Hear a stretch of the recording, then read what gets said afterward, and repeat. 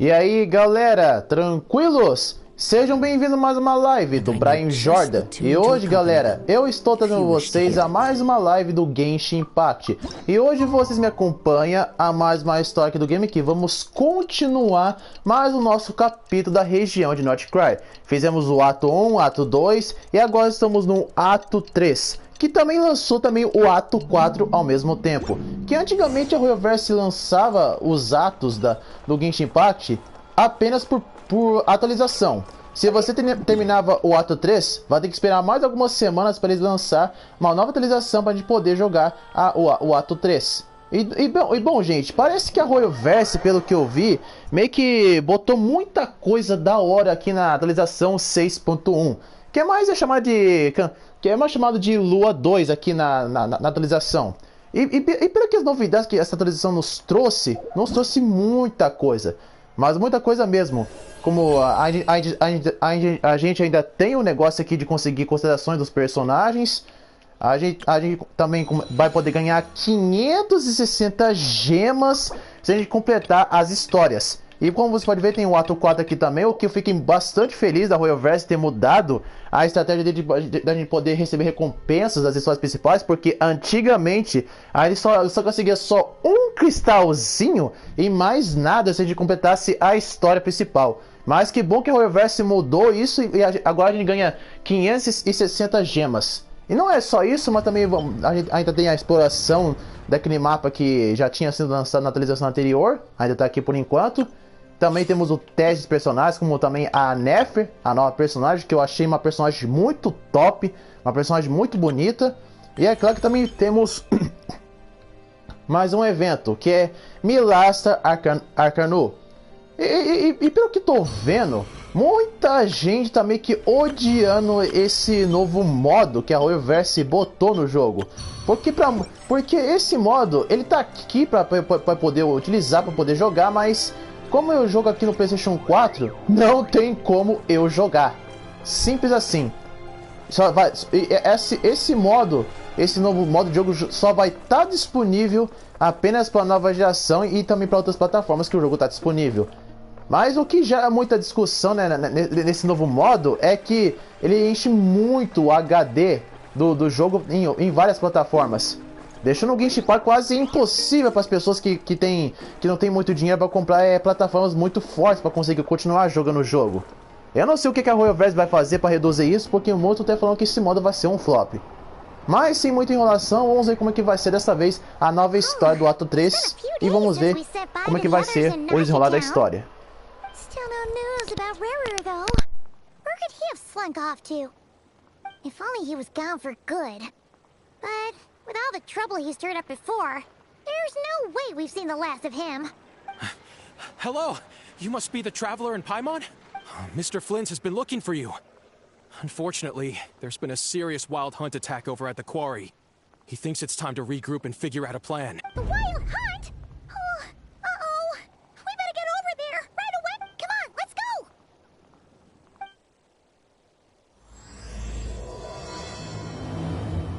Canção da Lua Nova, ato 3. Mal já entramos na missão e já vamos procurar o Flint? É assim que tem que ser. Se é um comecinho da história, tem que ser rapidinho mesmo. E gente, o Flint foi um personagem muito estiloso que a Royoverse criou. Ainda bem que a Royoverse dá tanto valor tanto para personagem masculino, como também para as femininas. Porque para quem não sabe, as empresas que fazem jogos GAT trazem mais mulher no jogo do que homem. Mas se bem que era assim antigamente o padrão.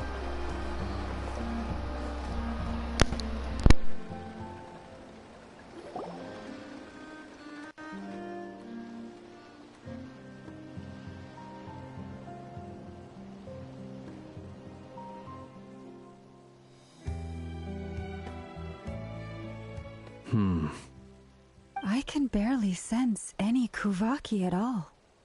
This whole area feels like a soulless husk. Looks like his appetite truly is insatiable. As if the power of that energy cannon wasn't enough. He's not seriously still getting stronger? What's his endgame here? Ah, everyone's here already. Hey, we made it. We've all been on high alert since we split up a few days back, expecting Rerir to strike again. But it's like he just vanished into thin air. No one has seen him nor found any trace of his presence. That is, until this morning, when a ratnik found signs of wild hunt activity while out here on patrol. As you can see, the crystalline itself is physically intact, but the Kuvaki it contained is all but completely diminished. And we're sure that Rerir did this. Who else? He's the only one who could pull off a stunt like this. Kuvaki loss has reached critical levels. Reikir of Solnari set to maximum threat level. Warning, unless de-escalation measures are taken soon, he will pose a threat beyond our ability to contain. The consequences could be catastrophic. Traveler, do you remember when we encountered Rerir just after regaining his body? There wasn't a shred of sanity left. Yeah, didn't he shout out a bunch of names? Then he started raving about how nothing in this world mattered to him. Oh, Paimon gets chills just thinking about it. Oh, but the thought that he's still out there, lurking somewhere in Noid-Krai, waiting for his chance to strike? Oh. Last time we fought, we were already at a disadvantage. If he has such overwhelming strength, why would he suddenly go into hiding? Yeah, if I were him and I wanted more Kuvaki, I'd just take it by force. No point staying in the shadows. Unless something went wrong. His whole resurrection thing didn't exactly go smoothly. The other thing is, how does someone who's completely lost their mind still... Beats me. According to certain medical studies, insanity does not always entail a complete loss of rationality. It may be that he is simply living in a world of his own. That actually sounds about right. He was ranting away to himself the whole time. There are many unanswered questions here. He could be right under our noses, and we'd still be in the dark. Besides his name and title, we know little about him. Certainly nothing about his past. Exactly. And we wouldn't even know where to begin looking. Even Boss hadn't heard of the Reikir of Solnari before. I'd be willing to bet that even if we gathered together every scrap of intel in Noid-Krai, we still wouldn't find more than, like, 3 useful facts about him. So, if we do nothing, he'll just keep getting stronger.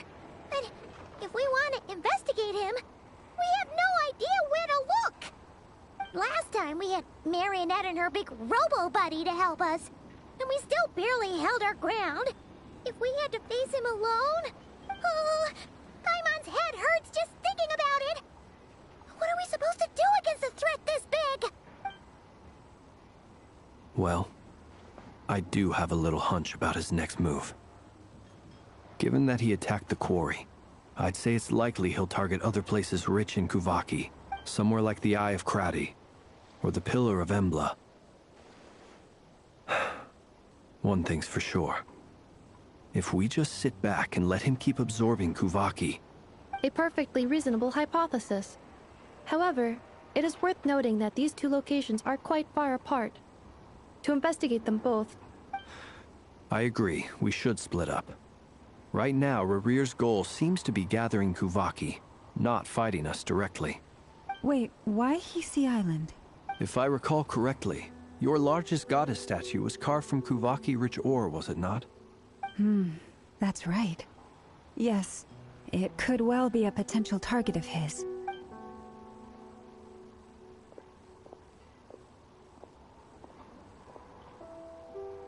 Splitting up's always gonna be risky.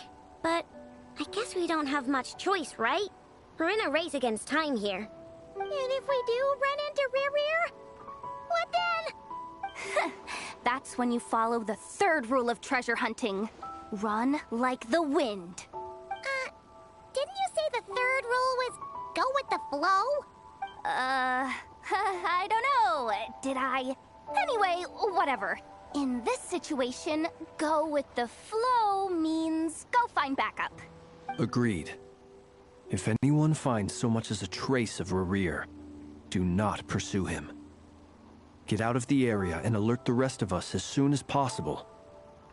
We need to put safety first. All right, we'd better get moving. Come on, Anefa, let's go.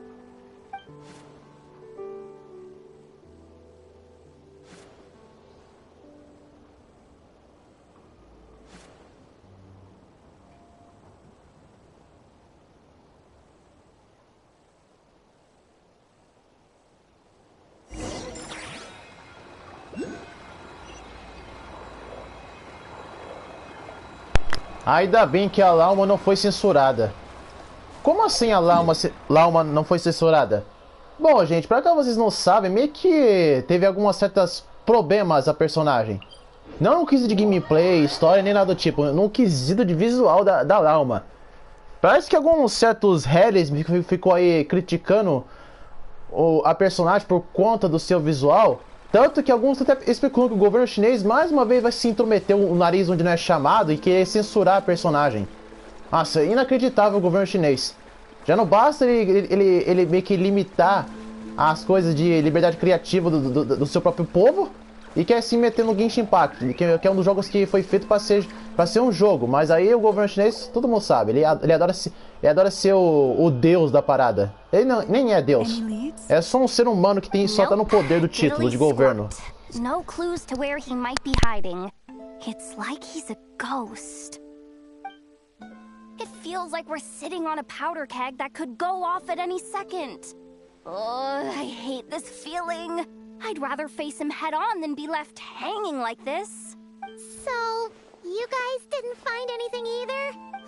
Not loving the word either.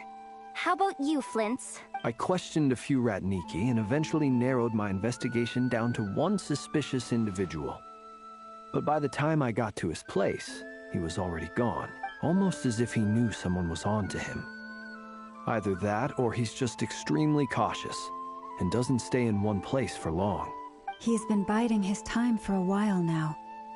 The question is, where or what? No idea. Since regaining his body, he seems to have lost all interest in the fragment in my possession. If he did still want it, he's had plenty of chances to take it. All we can do now is hope that Aino and Anefa turn up some leads. Darn it, Rarir. If you've got the guts, come face me one-on-one! Wait, he's actually here? I didn't mean it! I swear! No, it's coming from Silver Moon Hall. The Lady Kutar might be in danger. Let's get over there, quick!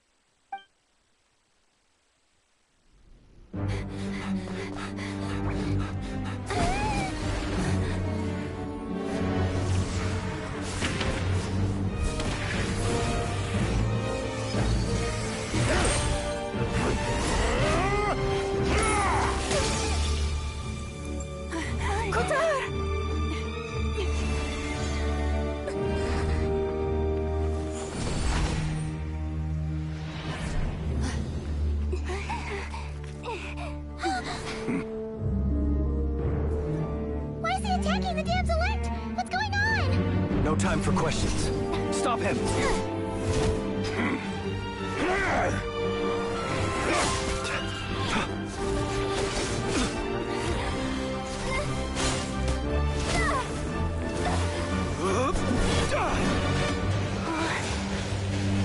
This is insane. Yehoda, get Kutar out of here! On it.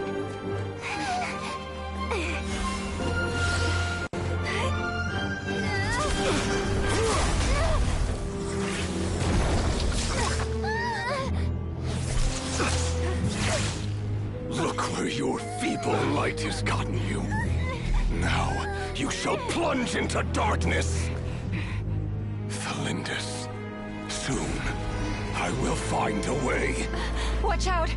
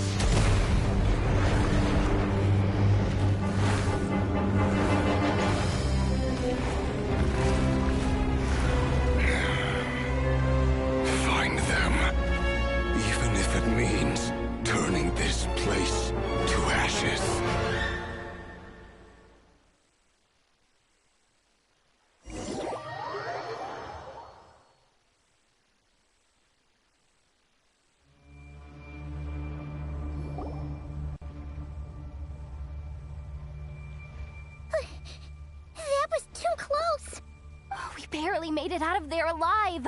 What's that guy's deal? How'd he get so crazy strong? He's a threat to this entire nation. I doubt his strength could even be measured by conventional standards. I have a question. When me and Anefa showed up, we saw him chasing after this lady like he wanted her dead. What was that all about? We weren't there for the whole thing either. They were already duking it out by the time we arrived. Yeah, we didn't see how it all started. It all escalated so quickly, we had no choice but to... Kutar, can you shed any light on the situation? Kutar. Cross-checking database. I see. So you're the one that the Frost Moon Scions refer to as the Moon Goddess? Wait, she's the Moon Goddess? Oh, no wonder she looks just like all those statues. There are many reasons why people might worship the moon, and just as many why they might despise it. I've never met that person before, but there was no mistaking his deep-seated hostility towards me. Why he holds me in such contempt, I cannot say. But since he hunts the power of the moon, it's no surprise that I am a target. Kutar. There are many potential motives. For instance, you help the traveler escape his grasp. This could be his way of taking revenge. It is also possible that he covets the Kuvaki inside you and seeks to take it for his own. The list goes on. But right now, devising a counter-strategy should be our #1 priority. The likelihood of this location being discovered is close to 100%. A counter-strategy? But we don't stand a chance against an enemy like this. Surely our only option is to run. He's not gonna chase us to the end of the world, right? So as long as we can sneak out of Noid-Krai undetected... No, I can't say that. Come on, Yehoda. This is serious stuff. You can't suggest we all just chicken out. Running is our only option. Huh? You seem surprised, but what other choice do we have? We are facing an enemy we cannot possibly defeat in battle. Well, I mean, yeah, but still. It's not too late. I can distract him, so you'll have plenty of time to make your escape. Wait, what? You're gonna act as bait? Doesn't that make sense? I'm the one he's after. There's no need for you to risk your necks on my behalf. A coyote doesn't stop for bypassers while it's howling at the moon. What is it, Lama?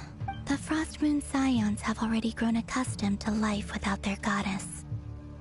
My presence here is no longer essential, and this is not my home, so you needn't ask me to stay. We can't just roll over and let him get away with this. That's not our style. Yeah, we can't just call it quits after everything we've been through together. Besides, she'd pretty much saved my life back there. If I just ditched her now, I'd never forgive myself. We can't overlook that you have saved our lives multiple times now. To talk of returning the favor would be a little crass for my liking. But suffice to say that we are friends, and friends look out for one another. Riri's true objective remains unclear. Even if we were to sacrifice Miss Kutar, there's no guarantee he would stop. But... Kutar, I know why you left the Frost Moon Scions so long ago. It was because people started treating prayer as a form of trade. They would make self-centered wishes, force you to accept meaningless offerings in return, and then expect you to perform miracles for them, as if that were their entitlement. If it were me, I might have walked away too. But I believe that time can change everything, and that sometimes it takes losing something precious. After much reflection, I've realized that this was never about whether the Frost Moon Scions need you. Any relationship based on need is purely transactional. What I truly hope is that you'll choose to stay, not out of obligation. You were born here, and now you've returned. Who knows? Perhaps it was the moonlight that guided... Thank you, Lama. but my power is on the wane. I'm afraid I will be of little use to you now. Very well then. I'll do as you say. Both times you saved us, we were transported across great distances in an instant. Is that one of your powers as the moon goddess? It is, but I find it very draining.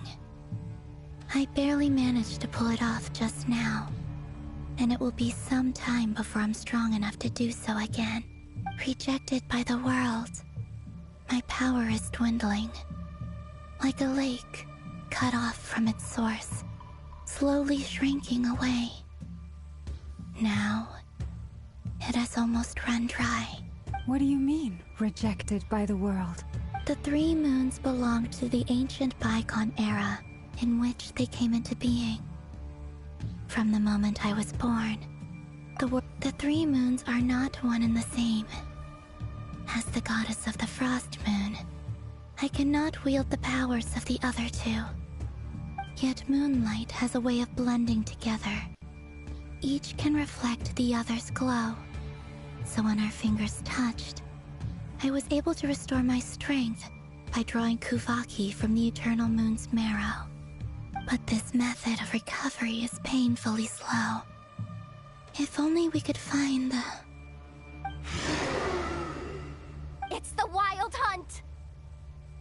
Even faster than we expected. We'll have to finish this conversation later. See how those Wild Hunt creatures are running away from us. They're likely just a scouting party, which means Rerir won't be far behind. Then what are we waiting for? Let's get the heck out of here!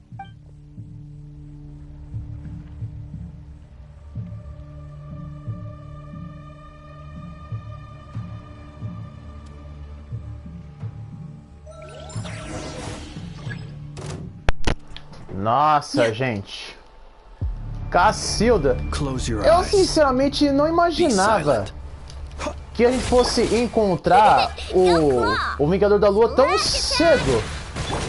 Eu achei que a gente fosse encontrar ele mais tarde, mas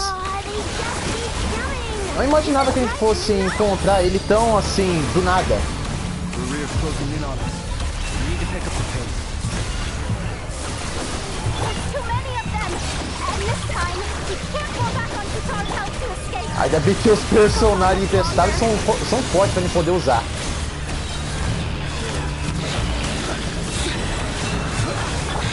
Annihilation mode. Cleanup sequence initiated.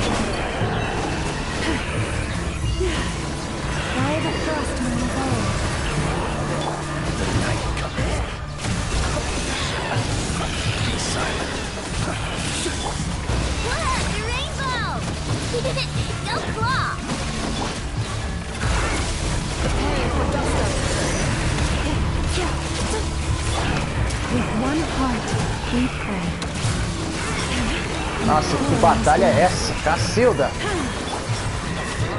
Close your eyes. Por quanto tempo eu vou ter que ficar aqui lutando?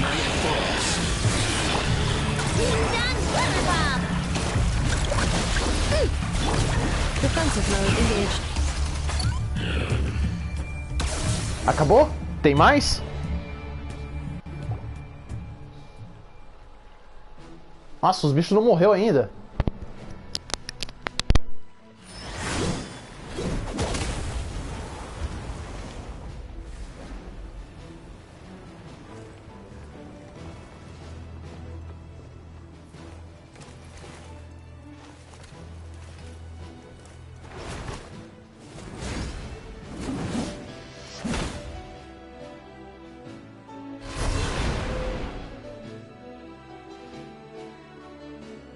What's the matter? Bit off more than you could chew? Hold up! Who are you? Uncle Varka! You're back from Amsvartnir? Whoa! You're Barca? Grand Master of the Knights of Favonius? We could save the intros for later. Right now, let's get you all out of this hellhole. Follow me. I know somewhere you'll be safe. Oh, is that where I think it is? That's the one. Come on, move! There's no...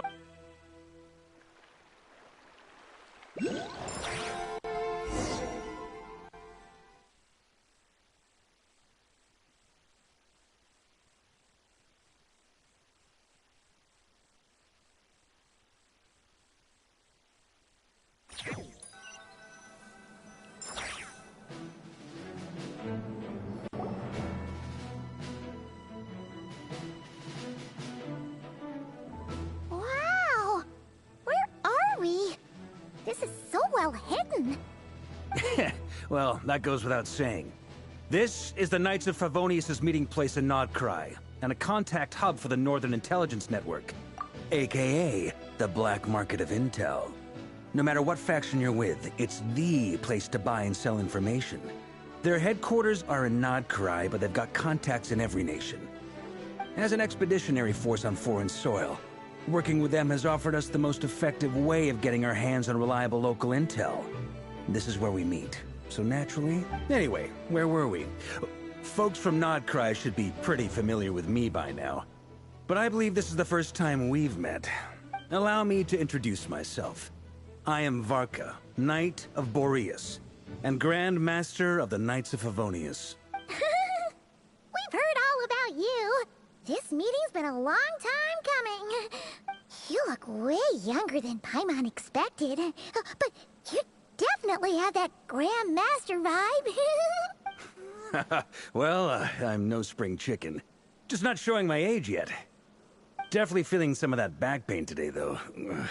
Rushed back from Amsfartnir without a wink of sleep, only to get right into another fight with that freshly revived maniac.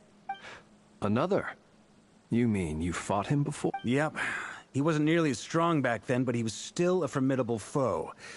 I brought some of the knights along to give him a little surprise, but he saw us coming from a mile off. My squad took heavy injuries, and I barely made it out alive myself. We knew it might have been our last chance, so we staked everything on it. But still, it wasn't enough to stop him.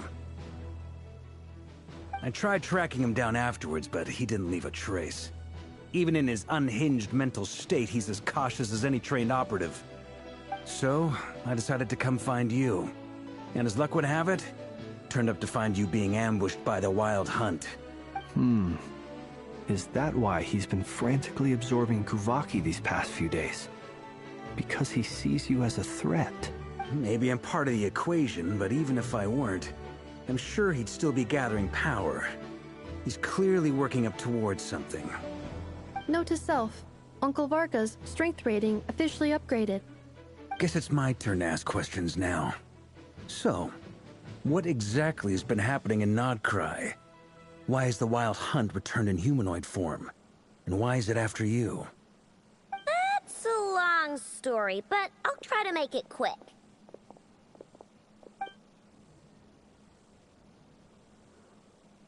Wow, I had no idea so much had happened. Sounds like you guys have really been through it. So, the Kutar is actually a Fatui Harbinger.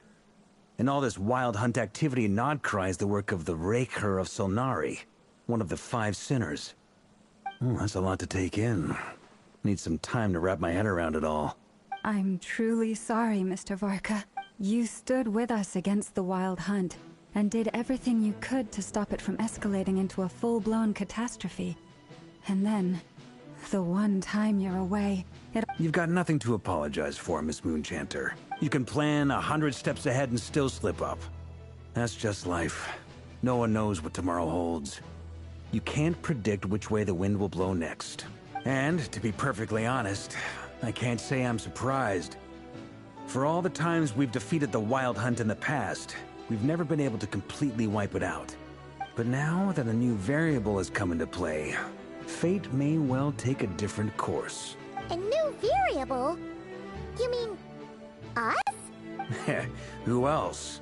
And in a strange way, I think his resurgence might not be an entirely bad thing. The Wild Hunt is like an unrelenting force of nature, but Rerir is an individual with an agenda. He's gotta have a weak spot somewhere. That said, while I was explaining everything just now, some of the points that Mr. Flint's added caught my attention. You mean about our mystery ally? That's right. From what you've said, not only did they lead you straight to some key files, they also shielded Hisi Island from a lethal Kuvaki blast. I don't know who or what could pull something like that off. Heck, even Miss Columbina doesn't have a clue. I hadn't heard the story about those files. Would you mind repeating their titles for me? Wild Hunt Phenomena Log, a Noid-Krai and Ratnik's Field Journal, and Kuvaki Survey Log. Oh. No. Still doesn't ring a bell. Another dead end. Guess all we can do now is hope that our mystery ally keeps showing up when we most need them. Still, it's safest to assume they won't be intervening again. From here on out, we'll have to resolve this crisis by ourselves. Your intel also explains something else I've been wondering about. The reason I led my team to Amsfarnir was because we'd had reports about a possible source of the Wild Hunt showing up there. But once we looked into it, it turned out to be a red herring. I don't know who was behind it, but clearly, it served its purpose. I doubt it's by chance that he happened to make his comeback while my attention was diverted. And from everything you told me, it sounds like his scheming began well before his return. So maybe luring me away was all a part of his plan. But is it even possible that he orchestrated all of this by himself? The Moon Maiden and the Raker of Solnari. Noid-Krai of all places. The way everything is unfolding, it can't be a coincidence. So, what do we do now? Got any ideas? Right now, we've got at least 3 things to consider. Let's go through them one by one. First, we need to figure out how to take down Rerir. If we can't beat him in a straight-up fight, the rest won't even matter. To my knowledge, the bulk of Noid-Krai's fighting force is already gathered here. But even with everyone united, we're still no match for Rerir in his current state, let alone with his power still growing. What if there was a way to tap into a new power? How so? Have you thought of something, Columbina? 3 moons once watched over this world. The Eternal Moon was the largest. The Frost Moon was the brightest.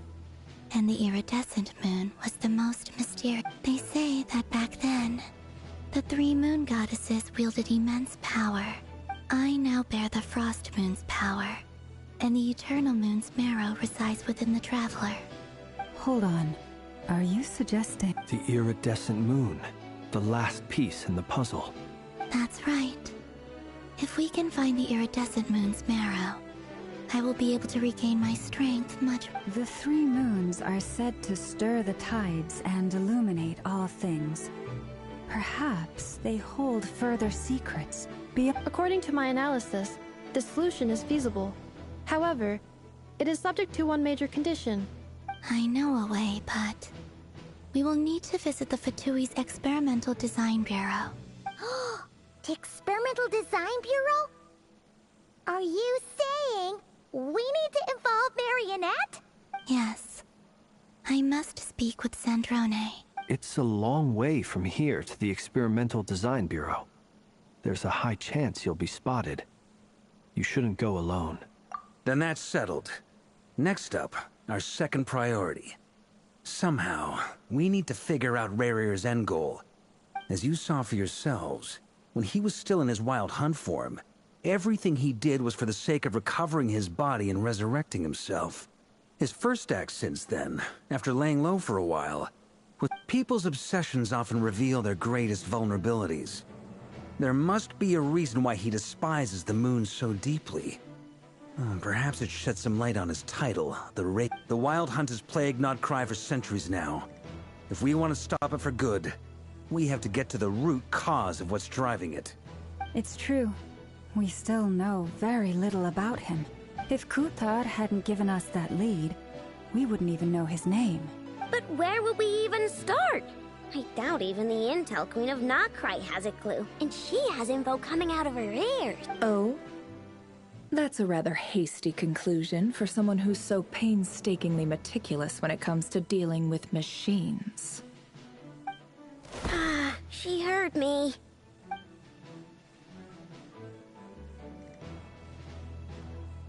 Boss! What are you doing here? I'm now asking myself the same question. I received a letter from a humble knight of Favonius, requesting a meeting to discuss a major business deal. But it looks like this humble knight had something else in mind. Details. Miss Neffer, the important thing is that you've arrived at the purpose. Since his failed ambush, I've been racking my brains trying to come up with a plan to fight Rerir. Given the severity of the situation, I think it's fair to say that our only chance lies in uniting as one. And I'm talking all the factions in Noid-Krai. We can't do this without the Curatorium. But I knew it'd be a tough job to win you over. So, I took the liberty of reaching out for a little chat. Wait a sec. How did you even hear about this place, Nefer? Didn't you say this is meant to be the Knights of Favonius' meeting spot? And a contact hub for the Northern Intelligence Network? And isn't it supposed to be super hidden? You really think he could have gotten settled in Noid-Krai without my help? Besides, I'm the one running this gig. Of course I know where the meeting place is. Allow me to introduce the current head of the Northern Intelligence Network. If it's intel you're after, she's your woman. Pretty much seen and heard it all. Please spare me the flattery. Let's cut to the chase. Seems like you've run into some trouble, huh? Well, this certainly qualifies as an unforeseen crisis.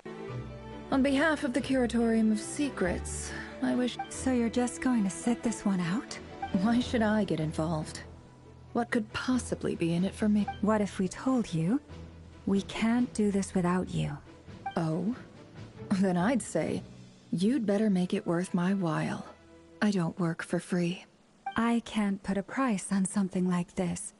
It's just not in my nature. But then again, you and I have always been polar opposites in this regard. If you insist on compensation, I will pay you. Consider this a formal commission. Sound fair? You just don't give up, do you? Too bad. I know you well enough to know you can't afford my prices. The riskier the job, the more it'll cost. And a moon chanter's stipend isn't exactly generous. Unless you're planning to start passing the donation box around. Boss, just a thought. If they come up short, maybe you can take the difference out of my neck. Things got really dangerous during the fight with Rerir. If this girl hadn't saved me, I'd be ley line fodder by now. I'd be gone for good, boss. If there's any way we can make this work, I'd really like to help her. Please? I beg. This is why I'm always telling you never accept favors. They are the hardest debts to repay. You have to be careful who you get involved with, or you invite all kinds of misfortune. Very well, Yehoda, I will help. But just this once. Don't count on this happening again. Flynn's, that fragment that Rerir was after, do you still have it on you? Of course. Let me borrow it. I need it to follow up on some leads. Wait, you actually have some leads? Shh. This is top secret information. I get it. We all have things we'd rather keep to ourselves. Plus, I know we can count on you. So we'll leave the intel gathering in your hands. And that brings me to the third and final item. We need to find a way to distract him. We need time to make our move, so someone... I'm in for this part, no matter what. Anyone coming with? Count me in too. Come off it, you two. Quit playing heroes. I'm way ahead of you here. And Nefa did a scan of the Moon Goddess's Kuvaki signature, and we're gonna use it to make some decoys over at the Kramkake craft shop. Anyone who's in? Once they're ready, we'll deploy the decoys across Noid-Krai. So as long as the rest of you keep moving, he won't catch on to your scent and won't be able to track you down. I like it. Genius idea. No biggie. All right then, we'll split into 3 teams. Once your team has finished their mission, return here and wait for the others.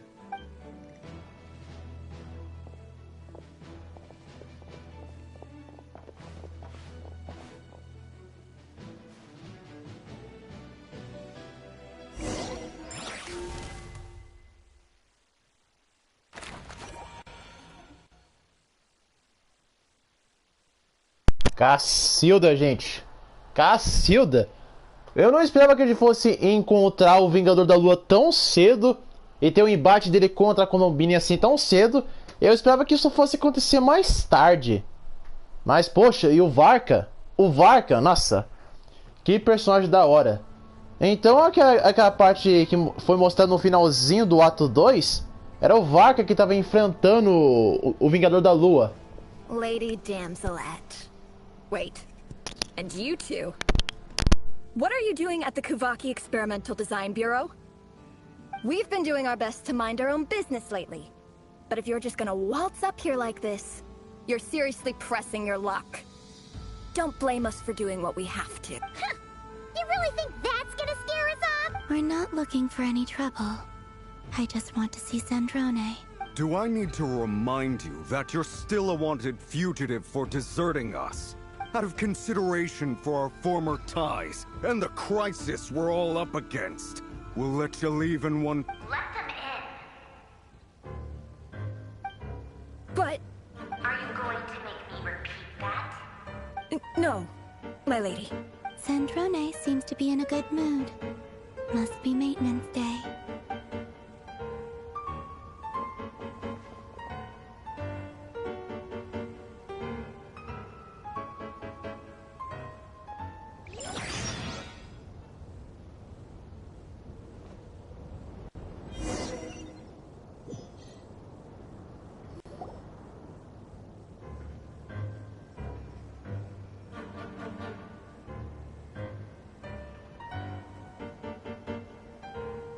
So tell me, to what do I owe the honor this time? Actually, before you answer that, just so we're clear, we're not colleagues anymore, Columbina. I don't owe you anything. I promise it's nothing big. It seems like you've gotten the wrong idea here. The only reason I let you in was because I was bored. It seemed like a way to kill some time and... whatever miscalculations I may or may not have made in the past, I haven't lost the plot enough to even consider sticking my neck out for your sake. I'd like to speak with Arlecchino. What? Huh? You mean the knave? I'd like to speak with Arlecchino. Is she in Noid-Krai? No, she's not. Once the work on this facility was completed, she went back with the Rooster and Regrator. The only ones in Noid-Krai are me and... what is it you need to speak to her about anyway? Rerir is hunting me. If I'm going to face him, I must first retrieve the lost moon.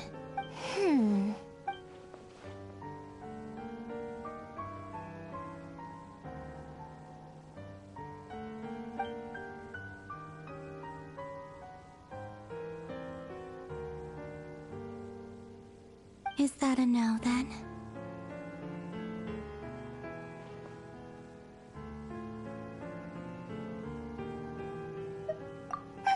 As if I need reminding. I was this close to settling things with him before someone decided to whisk me away to their weird little... Have you held any tea parties lately? Tea parties? Yeah, obviously. You don't seriously think we'd pack it all in just because you aren't here. If anything, they've been more eventful than ever. Just me, Arlecchino, and a bunch of insolent, insensitive guests who won't stop asking where you've gone. Oh, they've been a real joy. I bet you served them the worst tea you have. Just like you used to do to me when I upset you. Who cares about how good the tea is when there's no one around to drink it? I keep losing people. First Rosaline, now you. I'm running out of people who can make me laugh. Honestly, what could be more ridiculous than a multi-centenarian goddess who's only ever had the plain herbal tea she received as offerings? You'd always brew a different type of tea for me each time. Was it really just to see how I'd react?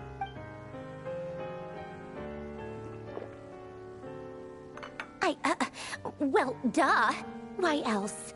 Watching you squirm was practically my only form of entertainment.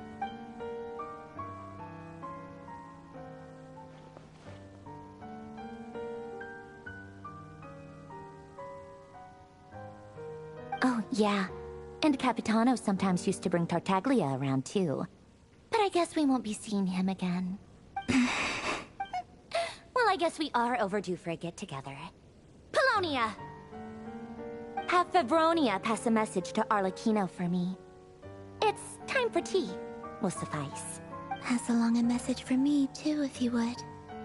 My body cannot contain the marrow of 2 moons, so I'll be leaving one of them in her care. Excuse me? Who said you were on the guest list?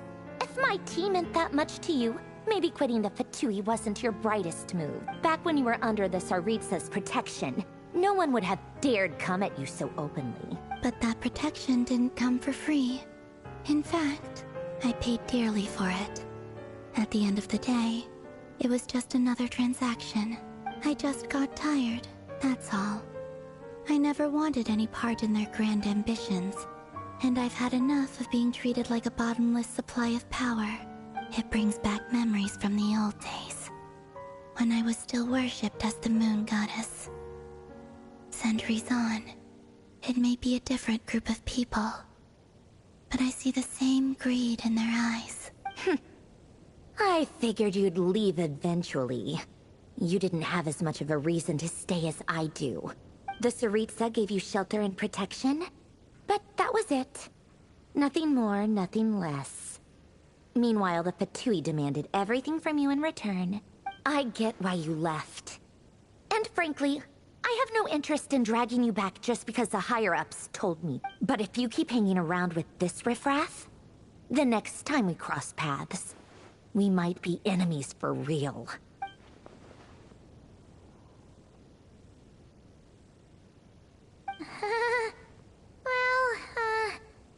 Guess that's our cue to leave. That might be your plan. But it sounds like someone else wants you to stay a little longer. Huh? What do you mean? Listen.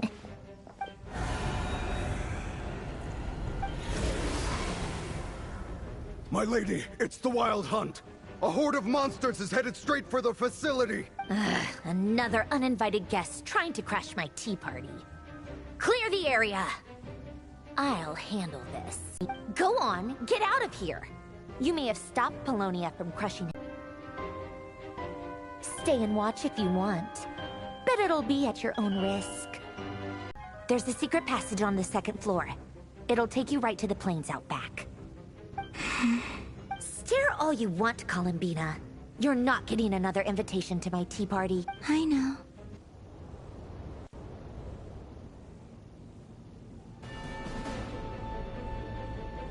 Come on then, Mr. Ray here.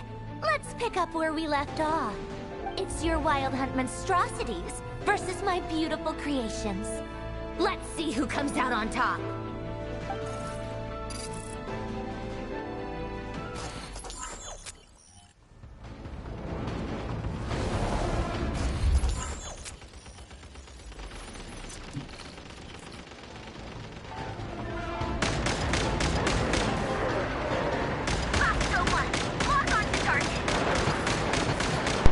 Não imaginava que a gente fosse controlar os androides da Sidrome. Oh!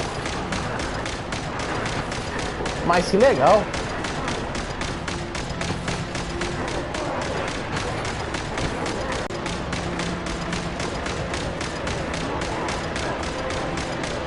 A Sandrome é aquele tipo de personagem que simplesmente adora falar maldades, mas no final ela se importa sim.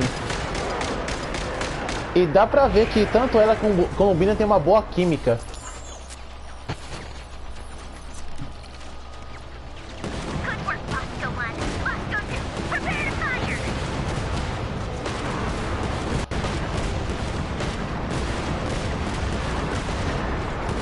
Às vezes me pergunto se a Sandrome quem foi criar a Sandrome, porque ela não é humana. A Sandrome, para que vocês não sabem, gente, ela não é humana.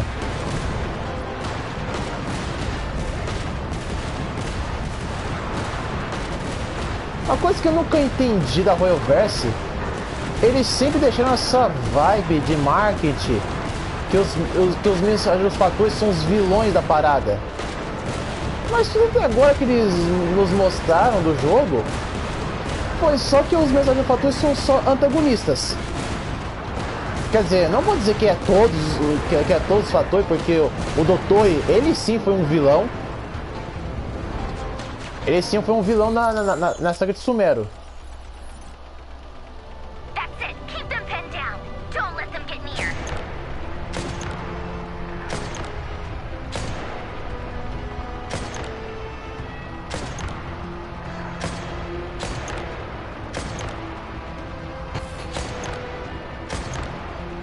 Ah, gente, eu tô curtindo bastante essa história aqui do Genshin Impact da região de Noid-Krai. O que vocês estão achando? Vocês estão gostando também? Vocês gostaram? Já fizeram a missão e tudo mais?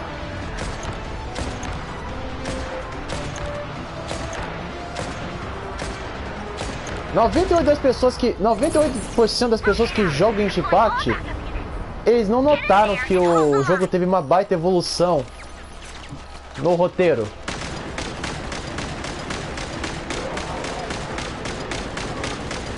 Porque antigamente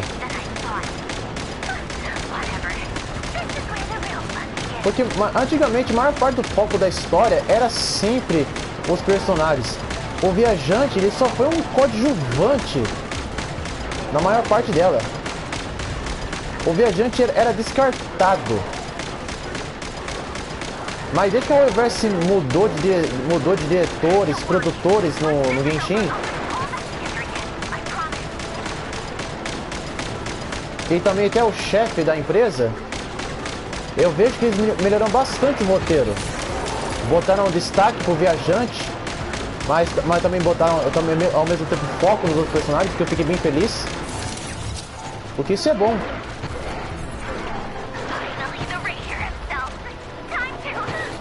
Ixi, acabou a munição.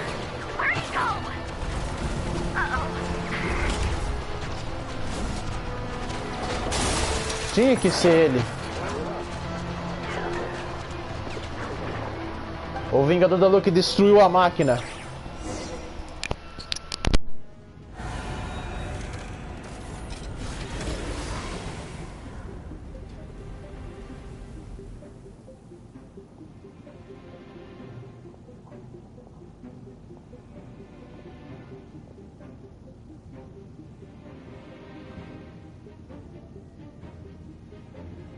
Polonia, get him!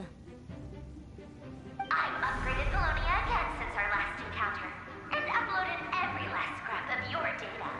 So let's finish this, once and for... She's not here. Where did she go? Hey! Over here, you big... Curse it. Moon. Go. Keep searching. She cannot have gotten far.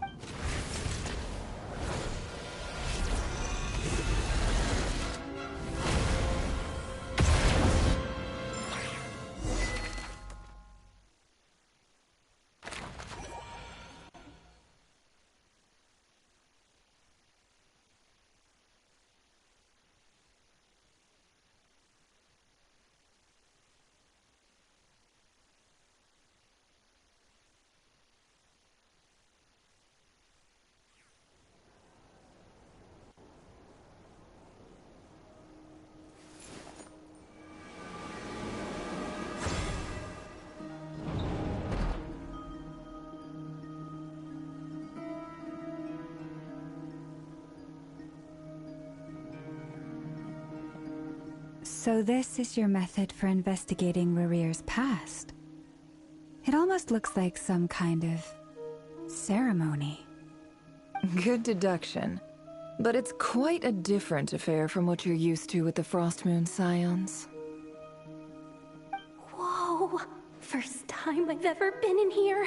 Boss always said it was off limits, so I pictured some kind of creepy dungeon. But it's actually kinda nice. Oh, I guess this must be Sumero decor? That's where Boss is from. And that nice shopkeeper who sold me my treasure compass. I'm not sure exactly what you've got planned, but it looks like you're all set. Whenever we wish. But for some reason, I've got a feeling this isn't going to end well. I've never faced Rarir myself, but from what you've told me, his power is beyond anything I could imagine. I, on the other hand, am just an ordinary businesswoman. Our paths should never have crossed, yet here I am, forced to make an enemy of him. If you ask me, you're about as far from ordinary as it gets. So what are you saying? You're getting cold feet? Once I take a job, there's no backing out. Still, I have to ask myself if the power I'm relying on will even work on an opponent of this caliber. And also how to make sure I come out of this alive if things spiral out of control. Death is the one thing we can take for granted. It is the great equalizer, however fortunate or unfortunate we may otherwise be. So it's important to consider how to spend what lifespan we have left. Come on, boss. Lighten up. Quit talking about death. For once, I agree with you. When you're up against a foe like Rerir, there's no such thing as being too prepared. Is there anything I can do to help? That won't be necessary. I've already made up my mind. Time to cash in a precious favor I've been saving for a rainy day. Yehoda, I need you to find someone for me. The sooner the better. Eh? Find who? That shady merchant who sold you an overpriced treasure compass the other day. Come on, boss. You're pulling my leg again.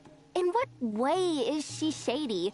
She showed up when I was completely lost and sold me a neat little gadget that was exactly what I needed. Trust me, she's a good person. Anyway, I know who you're talking about. Don't go anywhere. I'll be right back.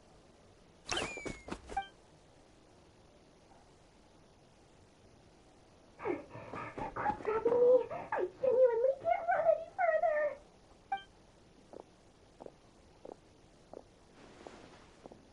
Hey, aren't you?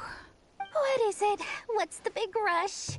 You dragged me out of a dream where I was literally swimming in Mora. I'm charging double my usual attendance fee. See, look how easygoing she is. After that rude awakening, she could have completely snapped at us. But instead, she kept it together and just asked for an extra fee. Dori Sangama Bay? I never would have pictured you two doing business together.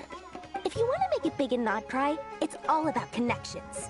Lady Nefer just so happens to have a lot of intel that interests me. And she also did me a big favor in the past. It was back when I first arrived in Noid-Krai.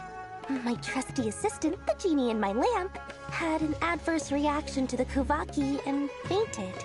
And when you know it, that's when I suddenly find myself in a life-or-death situation. Good thing my compatriot was there to swoop in and see. I've been giving her a 30% discount off all of my goods ever since.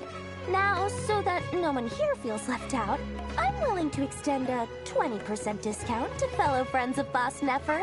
Plus, any other friends you send my way will enjoy 10% off. What can I say? The great Lord Sangama Bay is nothing if not generous. So, let me guess. You've run into some trouble? I've got everything you could possibly need, and the more you buy, the more you'll save. You guessed correctly. What have you got in the way of survival gear? The one type of gear I've never been short on. What are you looking for? A jetpack fresh from the Academia's labs? An ancient suit of armor dredged up from the bottom of the sea? At the very least, I need to know what kind of opponent you're dealing with here. If even you're worried about staying alive, it must be pretty serious. What if I told you it's someone with the power to bring a nation to its knees? Is that so? Then we really are talking top-shelf treasures. I don't have anything like that in stock right now. I'll have to ask my supplier. Your supplier? A powerful woman, make no mistake. I can't reveal her identity, but luckily for you, I hear she's planning to visit Noid-Krai in the near... If you're willing to wait, I can ask her when she's here. Can't say exactly how long that'll be, though. Then, let me put it another way. What would you do if you encountered an enemy like that? Roll over and serve yourself up on a silver... Of course not! I have a handy little trinket from one of my generous suppliers, which... Hold on. What exactly are you getting at? No, no! This is for my personal use only! Let's just say I'm borrowing it, all right? Just for insurance purposes. You'll get it back later. Favors are the worst kind of debt to owe, and now you've got a chance to repay one. A win-win situation, don't you think? Fine. You can borrow it for 5 days. No, make that 3. And for every extra hour after that, I'm charging you 1,000,000 mora. Deal? Was there anything else you wanted? Or can I go back to bed now?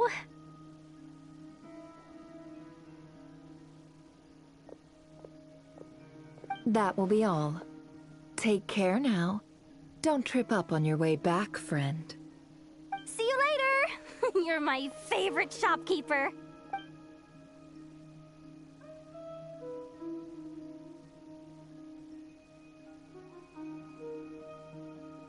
Excellent. Everything is well and truly ready. The ceremony can now begin. After initiating the ceremony, your minds will follow me wherever I go. You will see many strange things in your mind's eye. Ó, gente, desculpa se a qualidade da live tá bem ruizinha, principalmente os FPS, tá aí muito bem balançado e tudo mais. É que a minha internet, gente, não é uma das melhores. A minha internet não é uma das melhores e tanto que me estraga a live. Vamos ver se não vai deixar o apagão na live o tempo todo. Desculpa se eu me enrosco bastante, gente, porque eu tenho um pouquinho de problema de falar. So remember, don't be frightened and don't make a sound.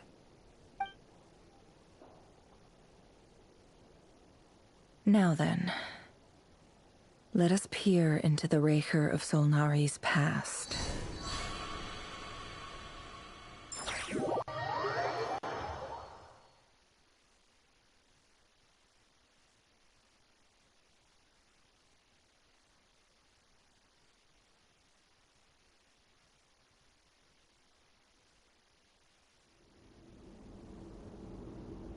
I made it.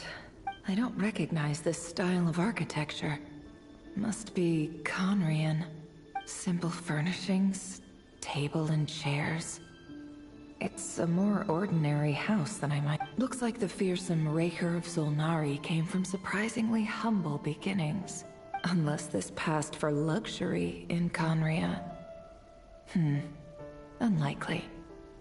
It was said to be a very prosperous nation in its heyday. Anyway, I'll keep exploring.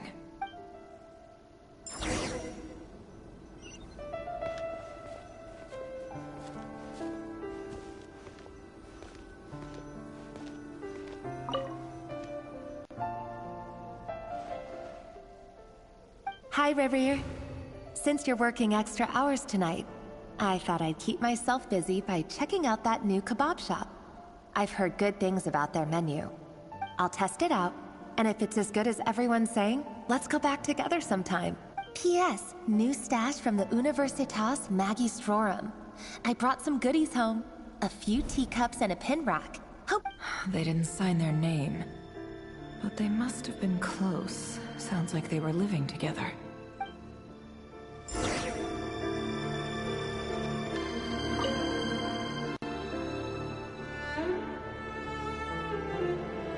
I went over to Joseph's for drinks today. They have a fine collection, but I went alone. Felindis was tied up with something and couldn't make. Joseph asked why I came alone, but I didn't really have an answer. He then went on to ask about other things. If you ask me, someone who asks that many personal questions is too nosy for their own good. But if he invites me again, chances are I'd still go. Felindis. That's the same name Rerir mentioned. Crane imports keep falling. If things don't pick up, we'll soon be back to meat and mushrooms only. Honestly, I'm not a huge fan of that new type of mushroom everyone's been into lately. Didn't it start out as a lab-grown variety? I heard it's even mildly corrosive.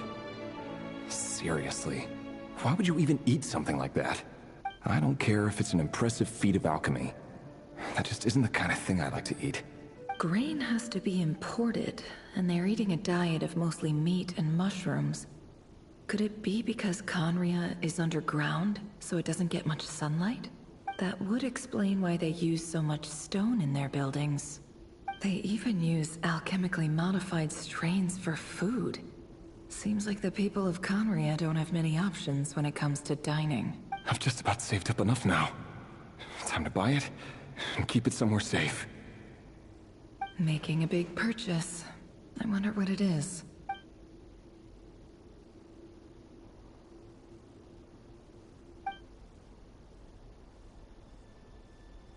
He really is a professional. No wonder he's so good at covering his tracks. Despite what he's become, it seems like he's retained certain habits, at least in this regard.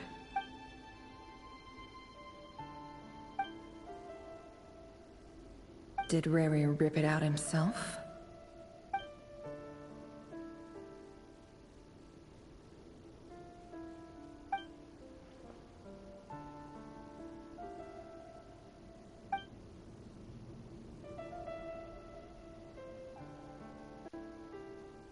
Before I met you, I was convinced that my heart was nothing more than a step, the burial place of a fallen moon. A withered, windless grove where the waters rested forever unrippled. It was you who helped me see that my heart hadn't entirely withered away. That it could still beat to the rhythm. This is just trivial sentimentality from the looks of it. Why would he go to the trouble of hiding that? The burial place of a fallen moon.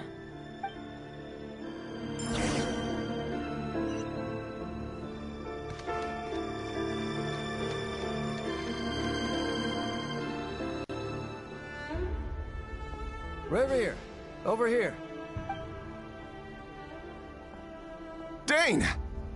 Oh, and, Vedelfin here? Hello there, Revere. You need not address me so formally outside of court. He doesn't get that much free time, so I invited him over for a drink. Even the court prophet deserves a break every now and then.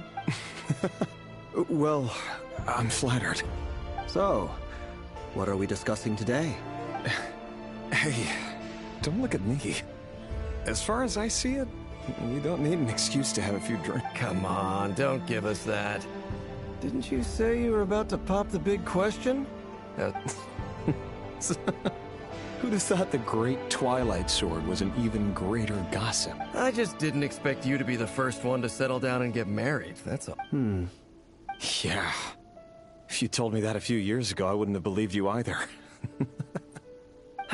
So, are you planning to come clean about your job then? I'm guessing you still haven't told her. Sure, I'll have to tell her at some point. But I'll need to pick the right time and place. To be honest, I have no idea how she'll take. Come on, stop being such a pessimist. For all you know, she could be thrilled. I bet she'll be much more impressed by your actual job than the one she thinks you're doing now. A member of the King's Guard. Quite the cover story. Does the king himself even know? Of course he does. Anyway, enough about me. How have you been? Me? Same old, nothing much to... Huh? What's up, Ved? It's nothing. Vedifulnir, Dainslift's elder brother. Renowned throughout the court of Conria as the Visionary. And yet, despite the gulf between us, he seems to have something to say about me. Does he even know me? Does he see me as a friend of his brother, or just another of the Vinster King's blades? Why did he react so strongly? Was it really to do with what we were talking about? Brown, curly hair and brooding blue eyes. So this is what Rare looked like back in the day. Perfectly normal. No different from anyone else. As frightening as this monster is in the present, there's something even more unsettling about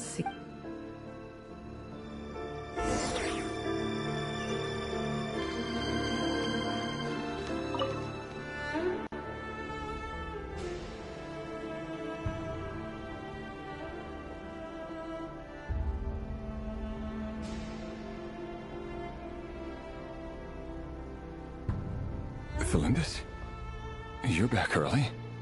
Our equipment's being serviced today, so I got off earlier than usual. How's your day been? Aí é um NPC. Aí é um NPC diferenciado. Ainda bem! Ainda bem que fizeram um NPC diferenciado por Henry. Nossa, achei que a Reverse fosse copiar de novo os NPCs que eles tanto faz. Why the long face? Is something the matter? Has your boss been giving you a hard... Went for a drink with Dane and the others after work. Isn't that a good thing?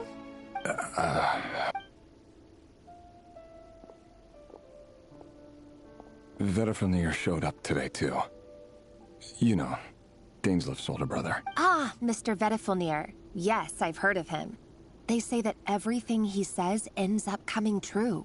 He overheard Daneslif mention that I'd recently proposed, and seemed to have an issue with it. But when I asked what it was, he kept it to himself. So, you're worried? You could be such a child sometimes, Reverie. We're nobodies. Why would the Visionary be concerned about us? I'm sure someone in his position has much bigger fish to fry. Maybe you're right. You worry too much, Reverie. We've been together for ages now, and everything's been going so well, has it not? You've even proposed to me. So, you do remember. Tell me then. What's your answer? Like I said, I need some time to decide. You can't just rush into things like this.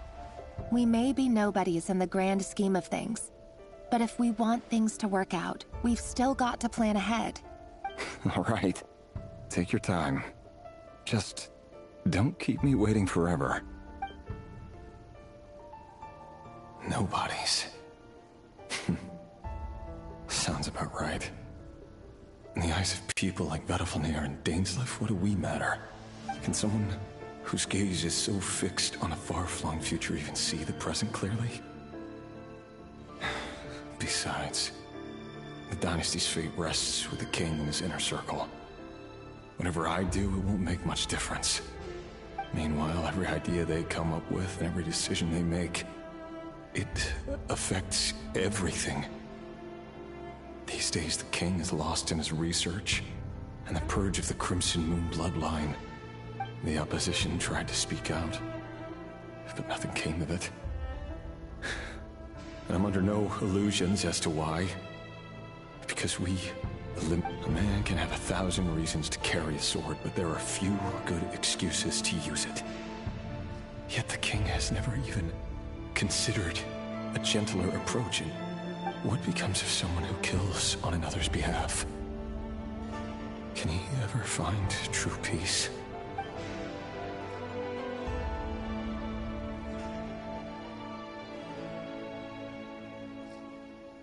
Thelindis?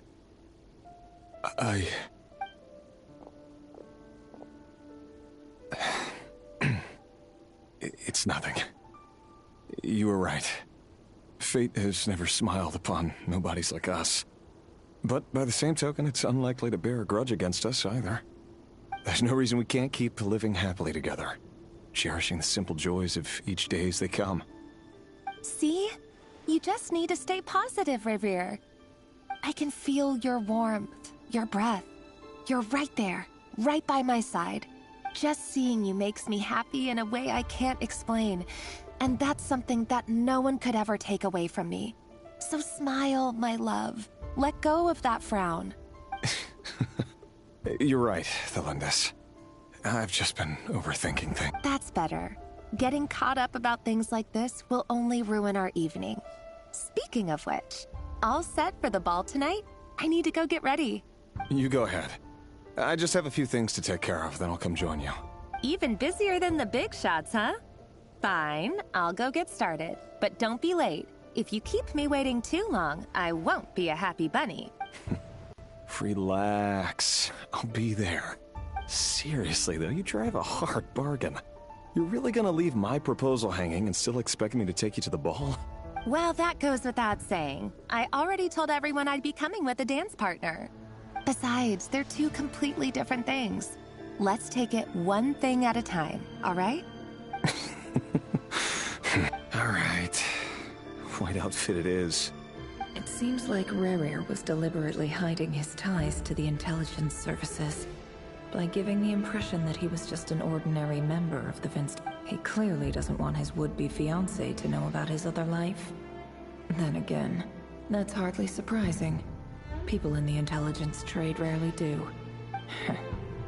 Who'd have thought we were in the same line of work? Let's dig a little deeper.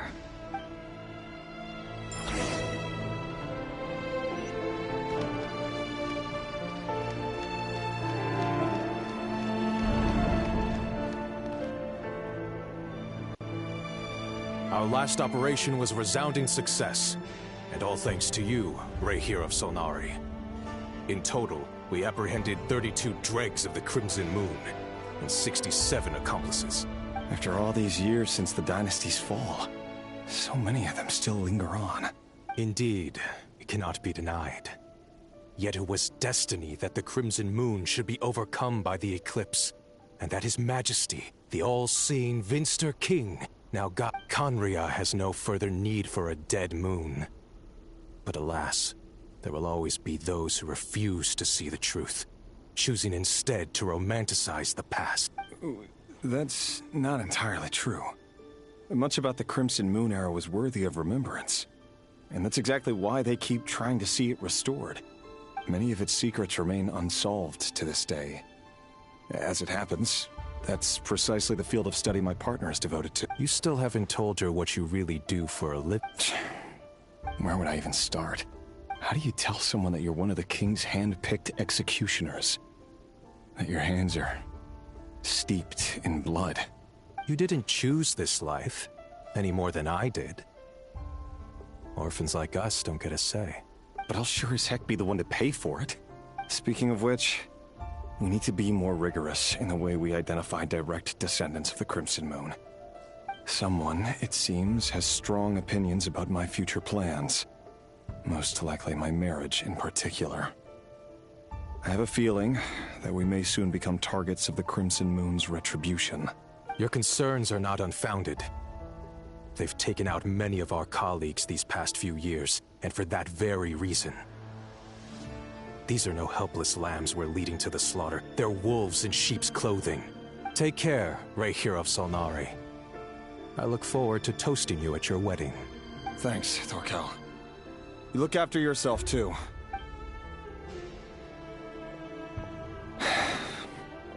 Thelindis, I never wanted to keep this from you. You're the last person I would ever want to lie to. But that's exactly why I can't tell you everything. There are things you shouldn't know. Things you cannot know. The moonlit dynasties are a thing of the past. Yet even now, with the sun shining high in the sky, there are those who would call forth a dead moon's ghost. Could that be why Vedalfnir held back? Or was it because of some court secret he's not at liberty to share? I have to get a clear answer from him. No matter what happens, I will protect Thelin. Rahier seems to be very concerned by Vedalfnir's reaction. Vedalfnir and Dainsleif, the Visionary and Twilight Sword. So that's what they were really like. I've investigated this whole area now. There doesn't seem to be any other memories here. Should I try somewhere else? Wait a second. What's this black smoke?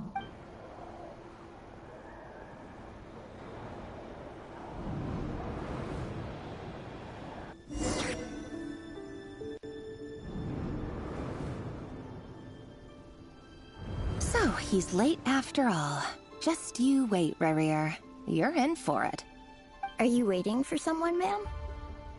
Could I tempt you into buying some flowers? Oh, sure. Pick me out a pretty bunch if you would. Thank you. But I'm afraid none of them are as pretty as you.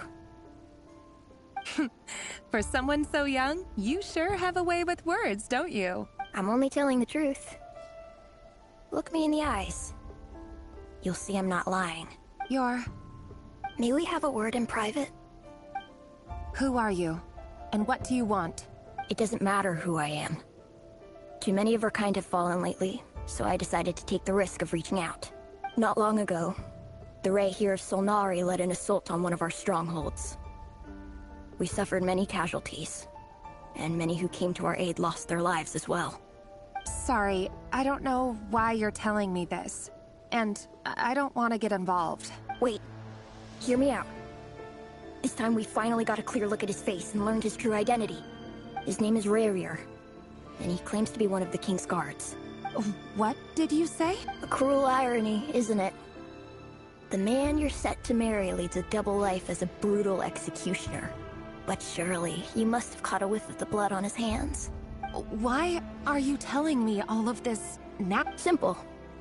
It's because...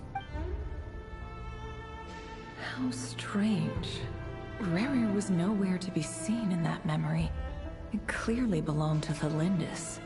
Rerir couldn't possibly know what happened if he wasn't even there. Why would her memories appear in his fragment?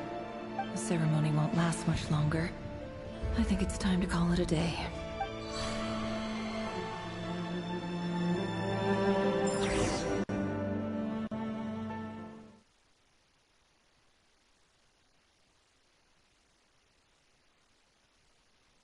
Nossa, gente, que história cruel do Vingador da Lua, que é o Henrir. O cara tava prestes a se casar com a sua esposa, mas ele vivia uma vida muito difícil, como executor. Pull us inside Rerir's fragment to spy directly on his memories? Any more questions, and I'll have to start charging. I had no idea you could do that, boss! Seriously, that was amazing! We're not worthy. We're not. I gotta admit, though, I'm itching to see what happens next. Feels like we barely scratched the surface. I'm just as curious as you are. But the ceremony only allows for limited time inside. That's all we can see for now. Luckily, we managed to learn quite a lot. So far, so good. I just hope the others are doing okay too. Especially the group with the Traveler. Their mission is a risky one. Let's hope it's all going smooth. If you're worried about them, go see how they're doing. If I know Boss, she's gonna need some time to write up all the details and make sure it's all coherent. I'll stay behind to lend a hand.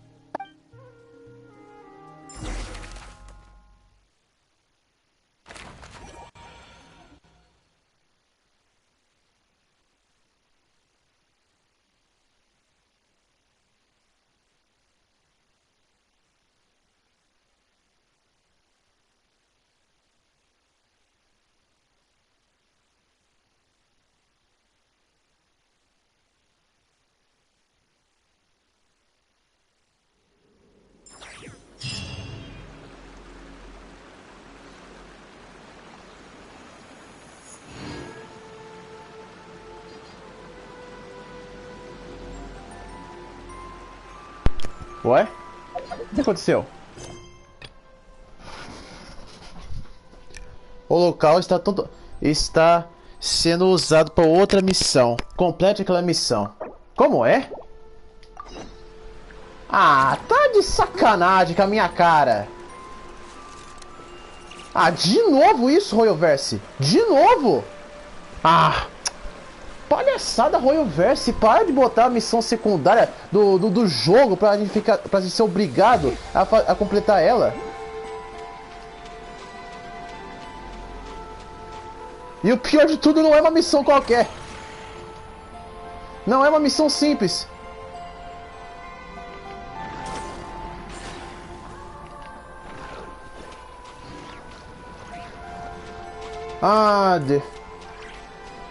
Gente do céu. Gente do céu, Royalverse tinha que ferrar uma parada dessa. Essa missão aqui não vai ser só eu interagir com os personagens e tal. Vai ter essa leva de charada aqui. Ah, brincadeira, Royalverse. Brincadeira.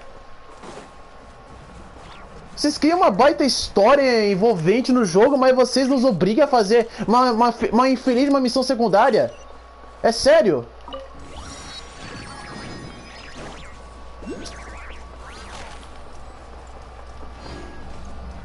Olha, gente, eu nem sei o que eu vou poder fazer aqui. Eu nem sei o que eu vou poder fazer aqui nessa missão. Vamos tentar investigar essa missão aqui pra ver se é só investigar e depois termina. Porque, meu Deus do céu. Meu Deus do céu, da Royalverse, hein?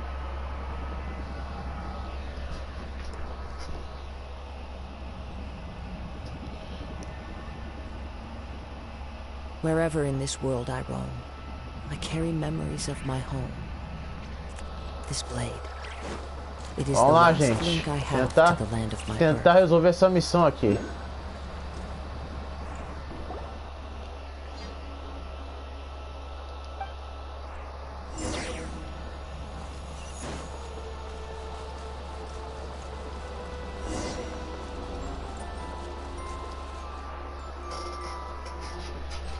E, gente, eu vou deixar o áudio parado pra terminar isso aqui logo.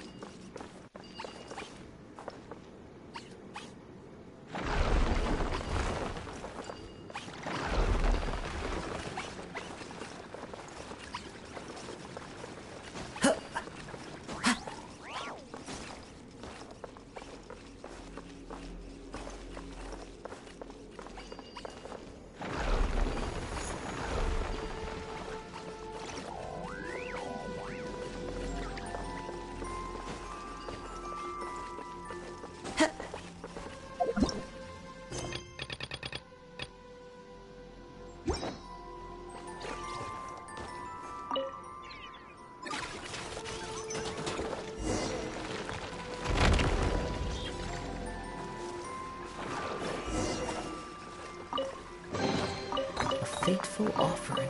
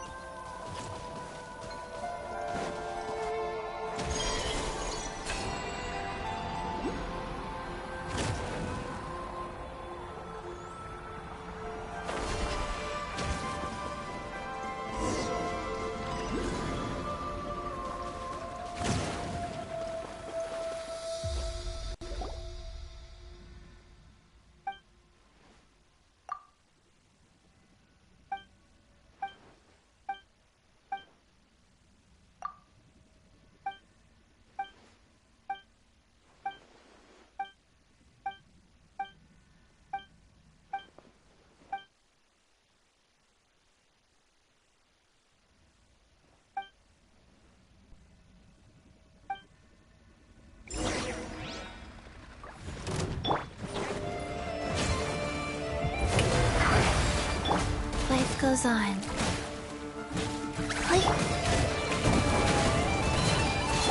There is no escape!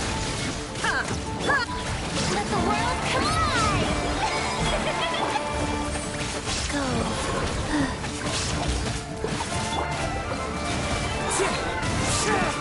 As one with wind and cloud! Now you shall perish!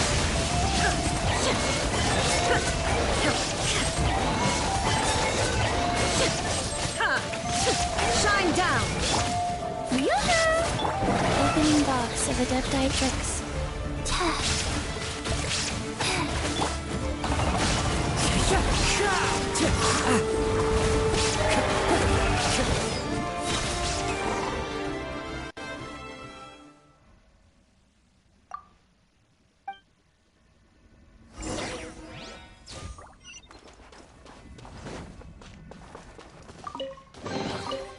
Fateful offering.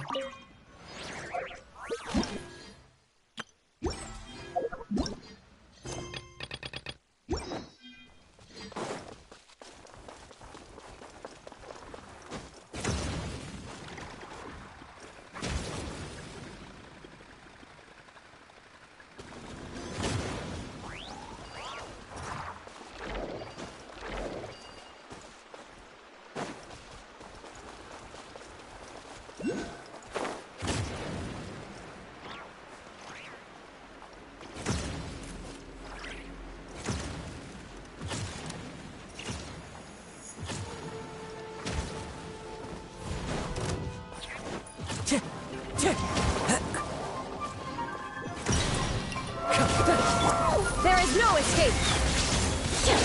Life goes on. Strike a pose! Clouds high, the birds call!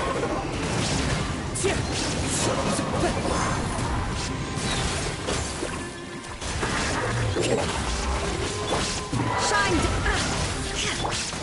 The winds knows. Time to shine! Oh! Am I...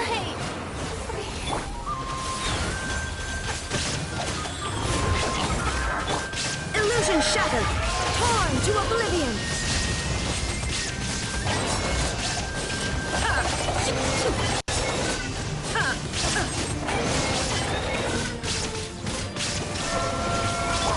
Fallen leaves, adorn my night! Time to get... Sacred name. Fortune preserver. Wheel of life.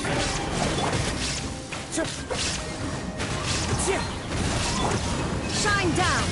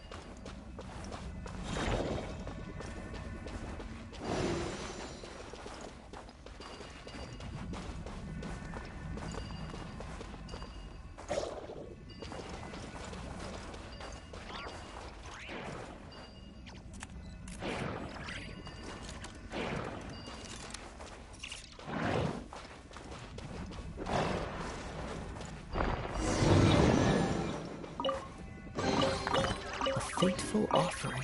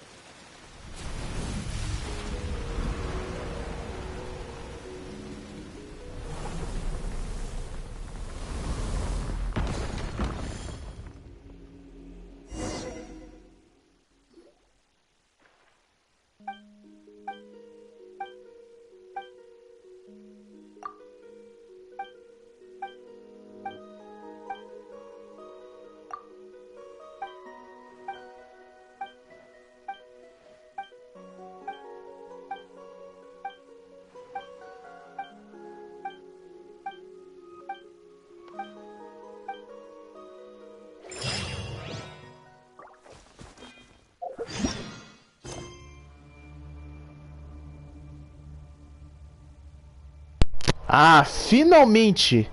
Finalmente terminamos a missão secundária. Agora podemos prosseguir a história. Nossa, meu Deus do céu. A Royalverse devia parar de enfiar uma parada dessa no nosso nariz. Porque, poxa, quem é que gosta de você fazer a missão secundária? Você tá fazendo a missão principal, aí do nada você tem que fazer a missão secundária. Gente, eu sinceramente, eu não gosto disso que a Royalverse bota no Genshin Impact. Se é a história principal, foca na história principal, poxa. Deixa a missão secundária pra depois. Essa é a minha maior reclamação dessa escolha aí da Royalverse, de botar a missão secundária e a gente é obrigado a fazê-la pra conseguir progredir a história.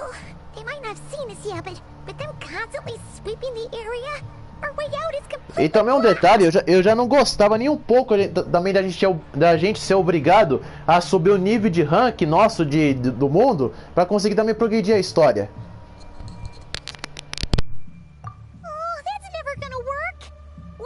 If they spot us, they'll run straight back to Rare.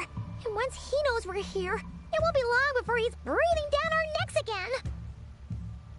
Oh, guess you're right. All right, time to zip it.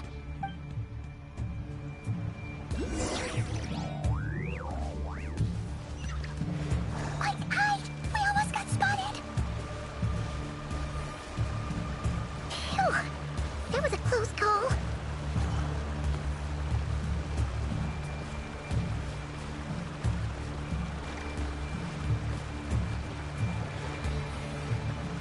Watch out! He's coming this way!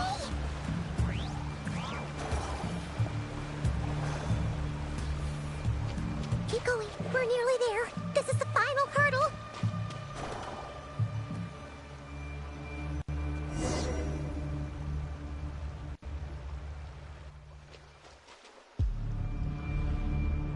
Oh, there's no end to these things!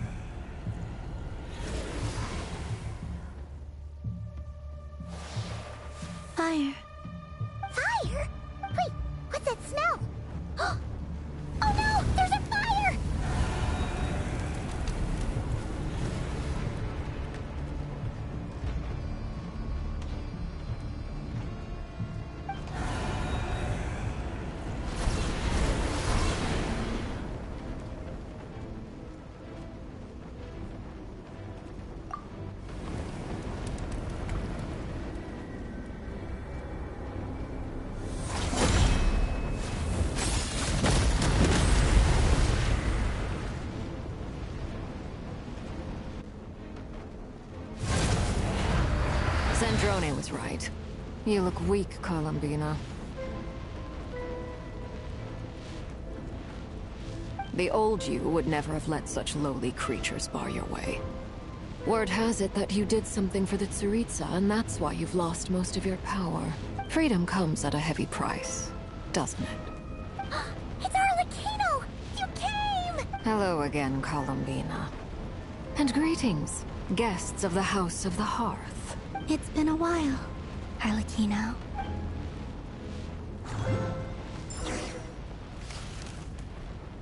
Olha, gente, sinceramente, eu não imaginava que a Arlecchino fosse tão poderosa assim, não. Ela é forte mesmo. A Arlecchino é forte. Não é à toa que ela simplesmente... Quando ele enfrentou a Arlecchino na saga de Fontaine, ela poupou a gente. Na verdade, a Arlecchino nem tinha intenção de destruir o viajante. Ela nem tinha intenção de destruir o viajante, ela só assustou mesmo. Mas dá pra ver que ela é muito forte.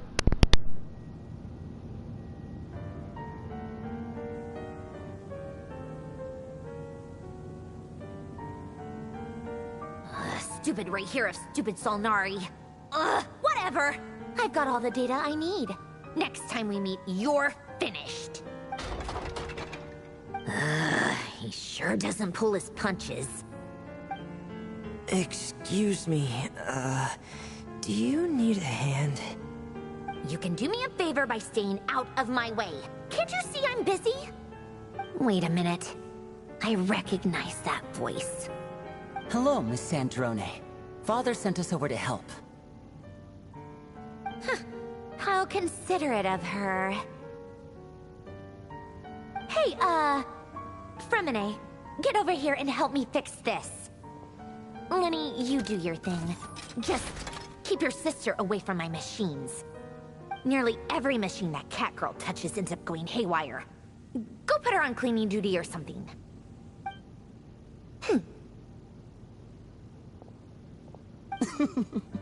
Then let's start downstairs. Fremine, we'll leave this place to you. You've got it. Wait a second. Pretty sure there's still some tea in the cupboard.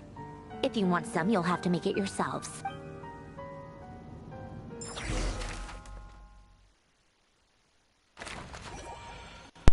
Tava na cara que, que o Linnea, a Lynette e o Feminite também estão envolvidos nessa. Ah, a Arlecchino não tem jeito. Ainda bem que a Arlecchino é uma antagonista no Genshin Impact. Tô feliz que ela não é uma vilã. Mas se bem que o design da Arlecchino é muito estética de uma vilã. Mas a Royalverse simplesmente decidiu transformar ela numa antagonista, porque a Royalverse não nos dá a possibilidade de a gente poder jogar com vilões no Genshin Impact. Na verdade, a Royalverse não dá nenhuma possibilidade de jogar com nenhum dos vilões dos seus jogos. Essa que é a verdade. Nós, como jogadores, a gente só joga o Genshin Impact se o personagem for antagonista ou ele foi um herói. Ah, o Superboy Ben 10. A Arlecchino da DC. A Arlecchino da DC, pois é. Você vê que a Arlecchino foi quase uma febre quando ela foi lançada. O povo só queria muito a Arlecchino. Já bastava só olhar para personagem que eles queriam tanto essa personagem. Se um personagem é um vilão, o Royalverse não pode fazer nada de transformar ele num personagem jogável. Mas se for um antagonista e herói, aí eles fazem. Não sei porque que a Royalverse evita de a gente jogar com os vilões do jogo. Mas fazer o quê?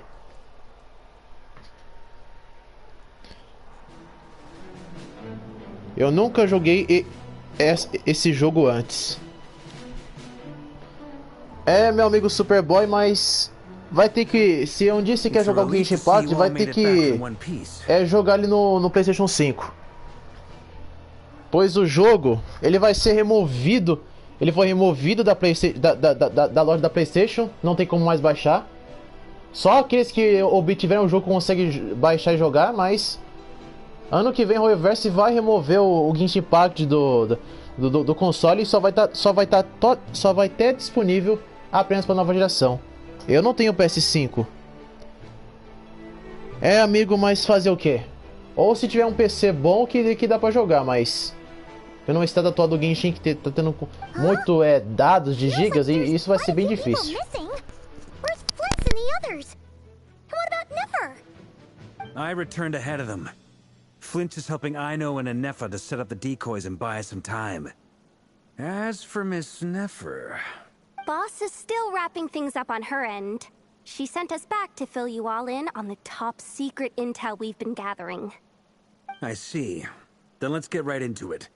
But first, who do we have here? You brought someone else in to help? Greetings. I was invited here to help as a longtime Tea Party companion of Columbina's. You may call me Arlecchino.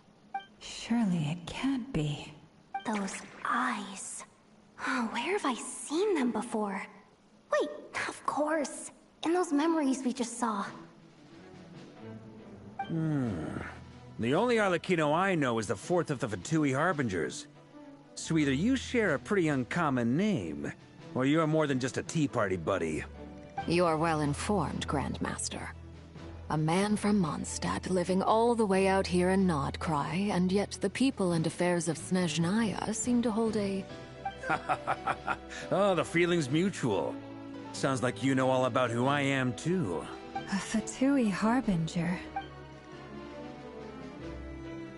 The atmosphere in here just got really tense.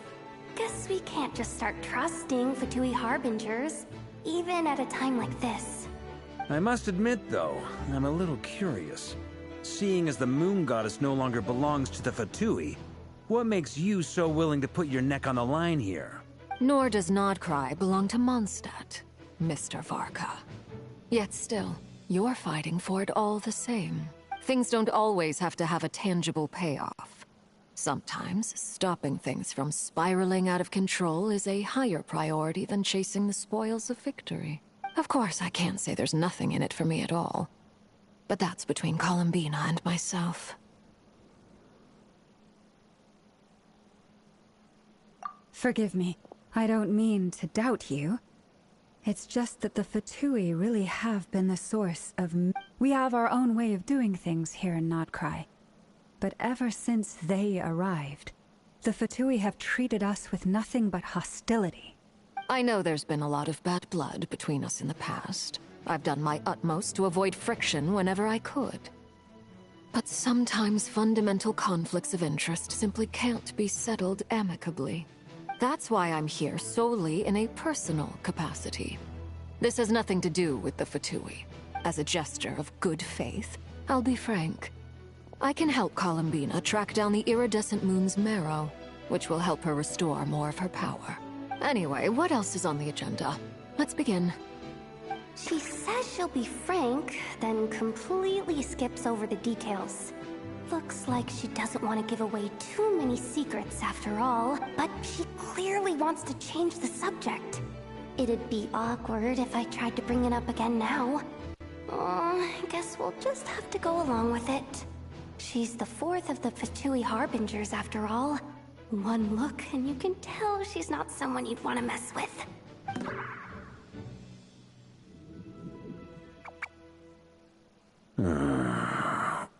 Well, since Miss Arlecchino sounds confident in her ability to handle that, we'll proceed to the next topic. Yehoda, time to share that top-secret intel. All right, listen up, everyone. First, we now know that Rerir was originally a Conrian secret agent whose primary mission was to hunt down and assassinate the so-called Dregs of the Crimson Moon. The Dregs of the Crimson Moon? Mm-hmm. In the memories, there was a lot of talk about the Crimson Moon and Eclipse, and a whole bunch of other stuff from the time of Conria. To my knowledge, those were the names of two different Conrian dynasties. Long, long ago, it is said that the people of Conria worshipped the Crimson Moon, drawing a mysterious power from its reflection. But one day, A coup saw the Crimson Moon eclipsed, hence the name of the new dynasty that replaced it, and how it became the new emblem of Conria. Still, long after the Crimson Moon dynasty had fallen, the last ruler of the Eclipse dynasty, the Vinster King, still coveted the secrets it left behind. So, he sent the Rehir of Solnari to secretly hunt down the Crimson Moon's few. In those days, Rerir showed no signs of madness. In fact, he was as normal as any other person. Oh, and he had a fiancé. Or at least, a would-be fiancé. What's the matter?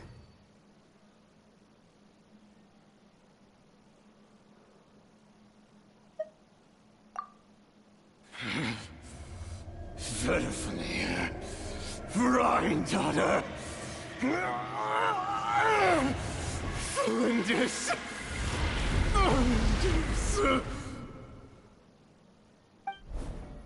Interesting.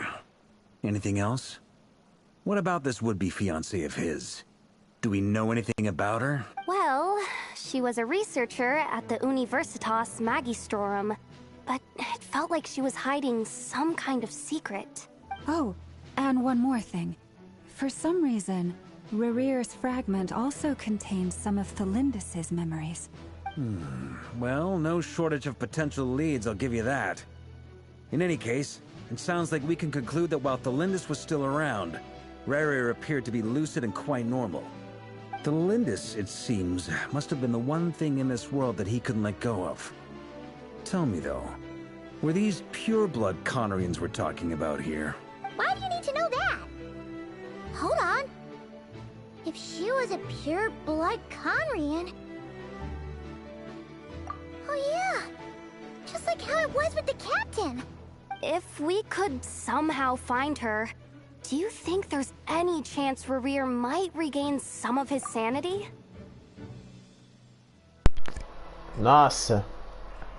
A maldição da imortalidade. É. A Ronova ela fez uma baita cagada no universo do Genshin Impact. E parece que ela não tá nem aí se o que ela fez ou não. Mas e assim as três deusas que foi nos mostrado daquela curta animação que da Ronova e tudo mais? Os deuses eles podem fazer o que quiserem no universo do Genshin Impact sem se importar com as consequências. Simples assim. It's possible, but it would take a miracle. We can't pin all our hopes on that. That merchant who Nefer knows, Dori Sangama Bay. Maybe we could hire her to look into it. All right then. Let's keep working in our separate teams. Traveler, Paimon, Kutar, and Miss Arlecchino will go look for the iridescent moon's marrow. As for the others... On the way over here, I noticed that the wild hunt monsters had grown even more frenzied in their search for Kutar. At this rate, the people living here will be in grave danger too. So I'm thinking of gathering together some of our followers. I'll head back to the Curatorium and meet up with the boss. Feels good knowing we've all got something to be getting on with. Given that the Wild Hunt has been a lot more active lately, the Lightkeepers have likely begun their own operations too. If that is the case, someone will need to pass the news on to Flint's. I'll hold the fort for now. Then discuss our next move with Flint's, Aino, and Anefa when they get back. All right then. Well, the clock's ticking. If that's everything, we'll be on our way.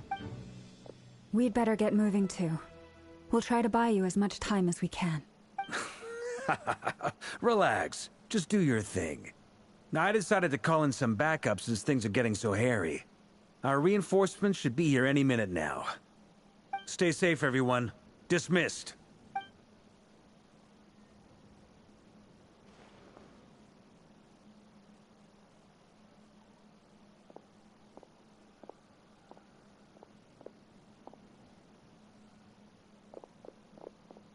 We're back. Did we get here a little early? A tad late. The others have already set off. To summarize, our resident moon goddess has found us a new ally, and Boss Nefer has uncovered some promising info. Everything going smoothly on your end? Not great. I don't know how long we can stall them for. The decoys are getting taken out way faster than we imagined. I'm gonna make some more later, but I need a timeout first. I'm so tired right now. Oh, right. Ineffa, could you fill in Uncle Varka on what we just discussed with Flint? Sure. Uncle Varka, you previously told us about how when you went to investigate a source of the wild hunt in Amsvartnir, you discovered that it was just a diversion. But according to Flint's intel, several outbreaks of the wild hunt had already occurred in Noid-Krai in the period leading up to that. That was before Rerir had regained his body, when he was far from regaining his full strength. In other words, in theory at least, he still lacked the means to act in two places at once. Flint, with everything that's been happening, the Lightkeepers across Noid-Krai are rallying to fight back against the wild hunt. I know, I'm sure you're capable of coming up with something far more effective than decoys. But for now, you should stay here and get some rest. Ineffa and I will head back over to Amsvartnir to see if there's anything I missed. I told you Uncle Varka would say that, didn't I? A deal is a deal. Not a word about my snack intake for the next week. Database updated. Reliability of Aino's predictions increased. What does that mean? They were betting on how you'd respond after hearing their intel. It's the obvious choice, isn't it? That's hardly worth betting on. We already decided that Ineffa should go investigate the situation over at Amsvartnir on her own. You might as well stay here and keep watch. Someone needs to hang back and oversee our strategy meetings. And besides, you still haven't fully recovered from ambushing Rerir. So I've ended up with the easiest assignment. Well, I appreciate it, everyone. See you when you get back.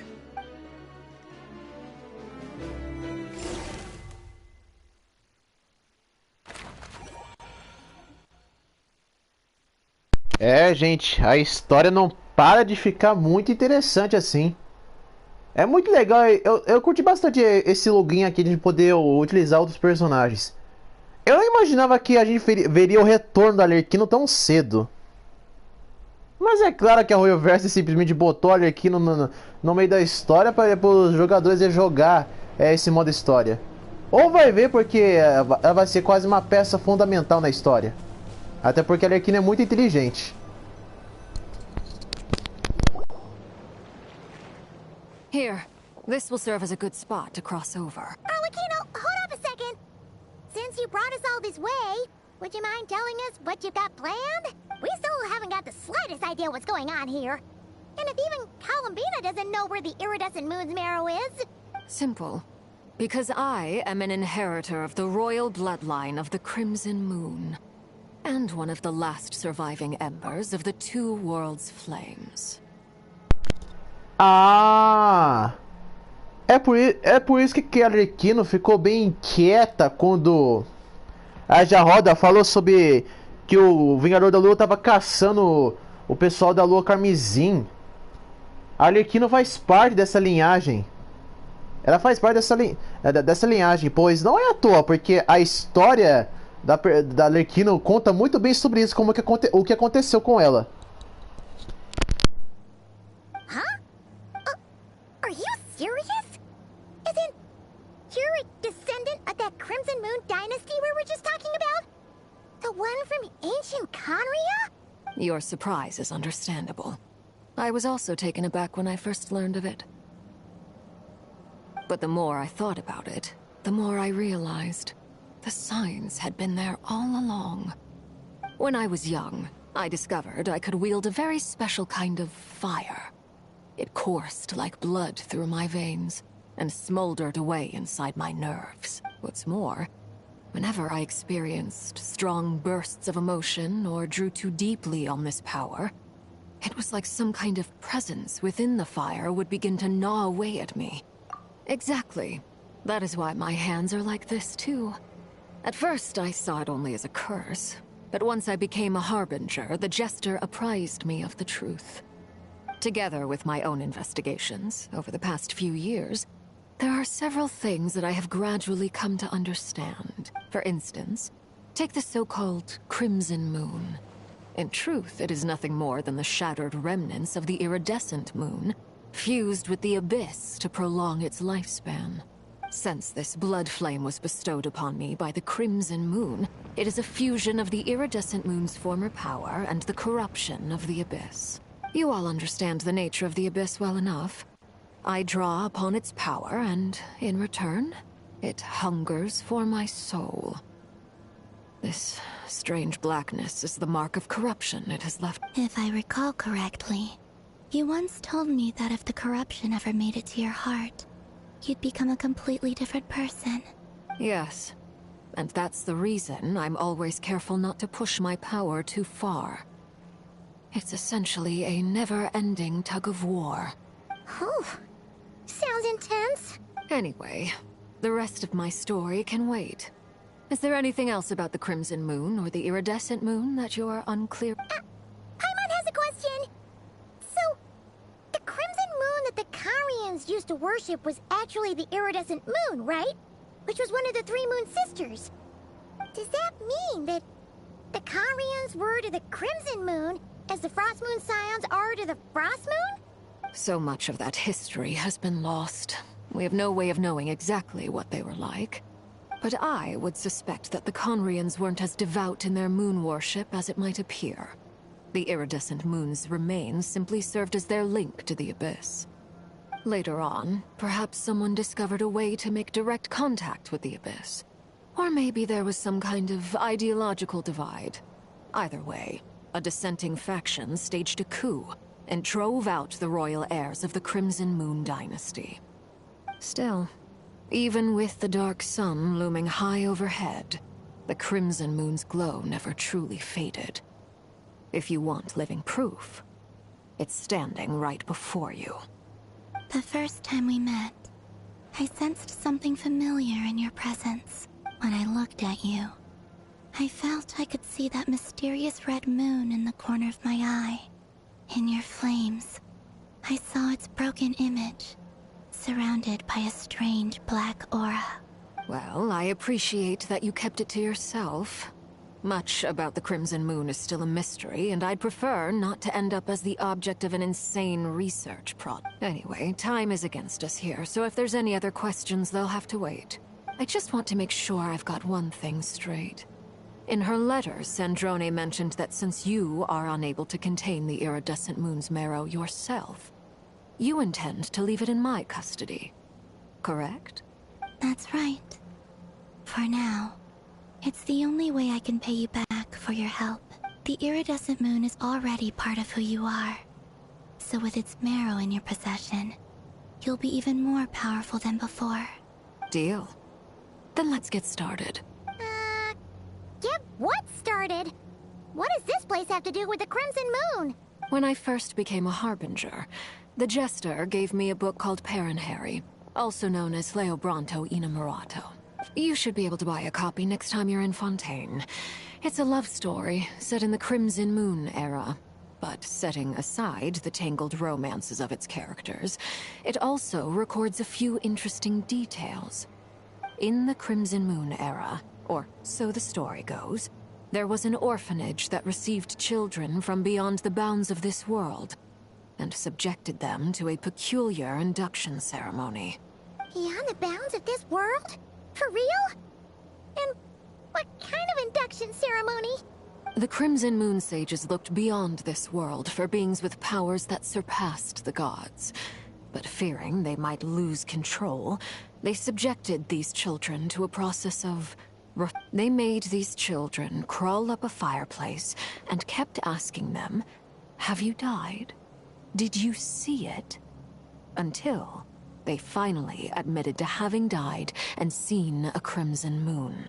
The adults embraced the children who passed the ritual, telling them, "Within the fireplace, you have traversed the flames between two worlds.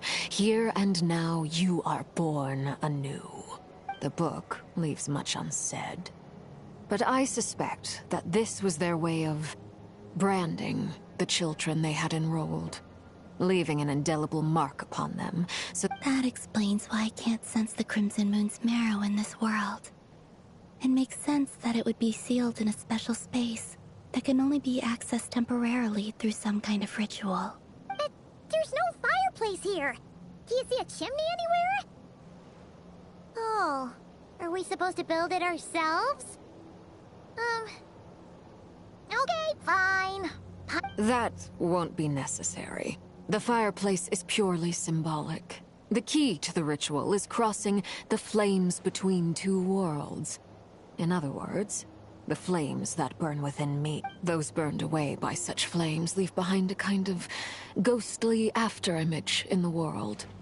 In the days of Conria, people believed they could be used to bridge the gap between the two worlds of life and... In short, I can open a passage to that space for you.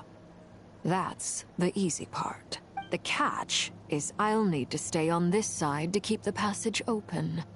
So I won't be able to come with you. Once you're inside, you'll have to find your own way. Very well. Then I'll open it up. Traveler, spare me a little more moonlight if you would. I may need it.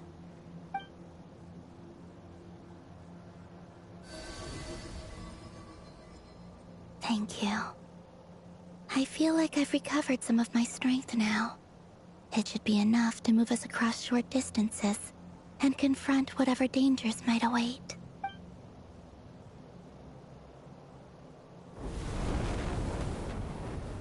Mistress of the seven hues of ages past, great mother of the present, crimson-clad sovereign of the two realms, by fire severed, by fire renewed, I offer myself now and beseech your descent.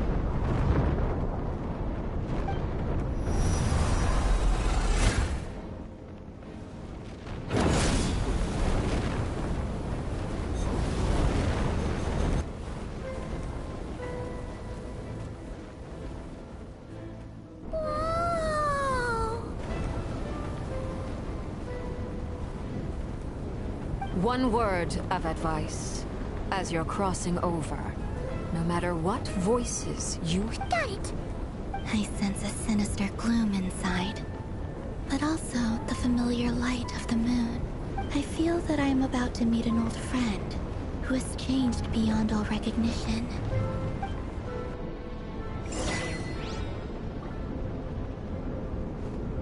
Cacilda! Eu já imaginava que a Arquino tinha tanto poder, mas eu não imaginava que ela tinha tanto poder assim, a ponto dela abrir quase um portal. Eu não sei vocês, mas parece que esse poder do portal da Arquino, ele parece mais uma referência ao fogo do inferno. Porque é só vocês olhar pro jeito que é. Nossa, a Arquino, ela tem muito poder. O poder da lua carmesim.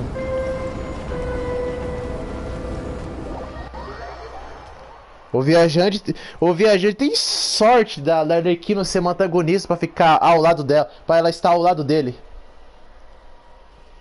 Ao lado dela, seja alumínio ou a Éder.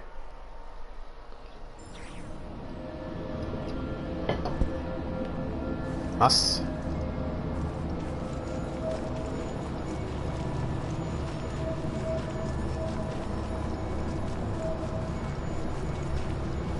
Atravesse a passagem. Vou ficar quietinho pra ver como é que tá aqui o lugar. Bem curioso.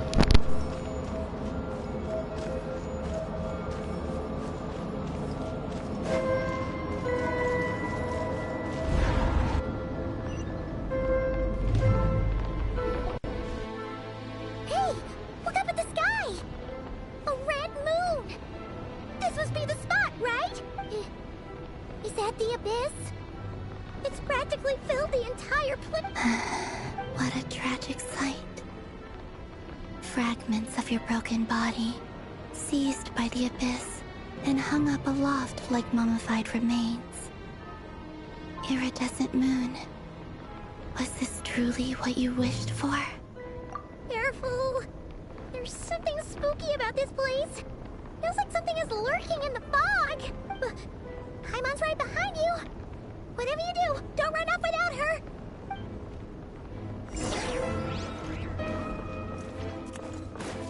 By the way, Kalambina, didn't you tell us that the iridescent moon had shattered into pieces? The moon up there looks pretty whole to Paimon. How is that possible?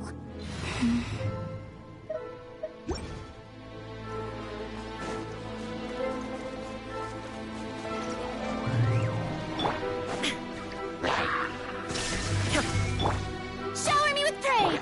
Rise. Sure!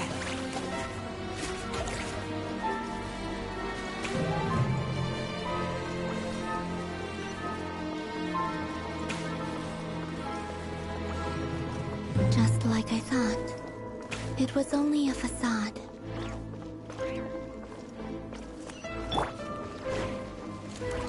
Strike a pose! As one with wind and cloud, one with nature. Time to go.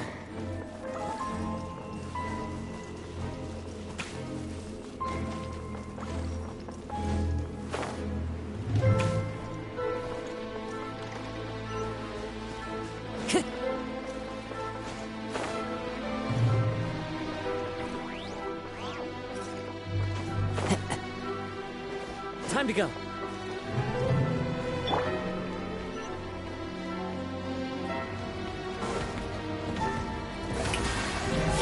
Life goes on. There is no escape! Fallen leaves, adorn my night! The wind knows me.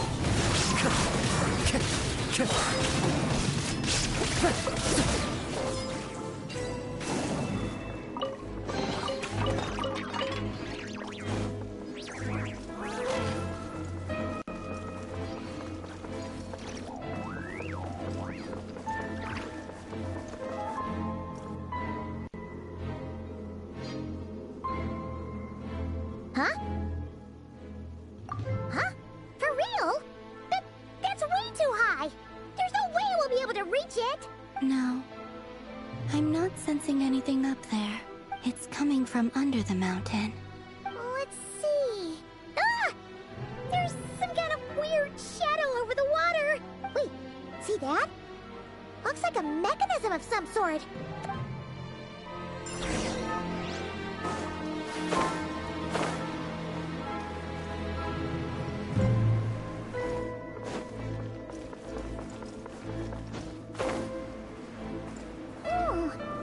Looks like a device from the time of Karia. Maybe people once came here to study the Crimson Moon's domain, and they left this behind. Oh, if we can activate it, we might find some clues.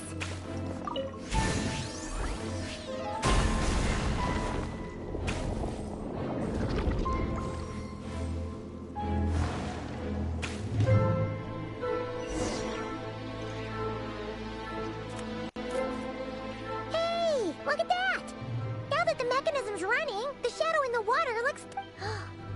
Do you think these mechanisms might be the key to unlocking the secret? Let's try to find more of them! Thalindis, we'll leave the rest of the research in your hands. We'll be heading back now. I hope this isn't ruining date night. Ugh. Mind your own business. Just leave me some snacks on the table. Thalindis? Is that Rere's girlfriend? How come we're hearing her voice here? Oh yeah! So, do you think she was studying this strange The Abyss has made this space extremely unstable. Maybe that's why some of the things she said and did were preserved here. Like echoes. Or after images. Whenever I see this view, it takes me back to a poem from my childhood. Waning moon, oh lifeless damsel, weeping on the mountain crest. Mourning still in wistful tone, her fragile soul now laid to rest. For me, of all people, to be here investigating the mysteries of the Crimson Moon space. Is it a coincidence? Or something more?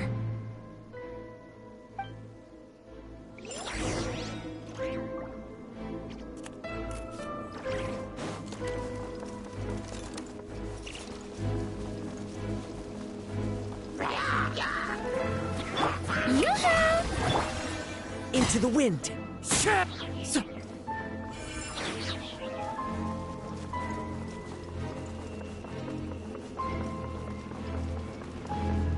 Oh, looks like the Abyss has messed up this mechanism. We need to find a way to get it working again. Let's see if there are any other devices nearby.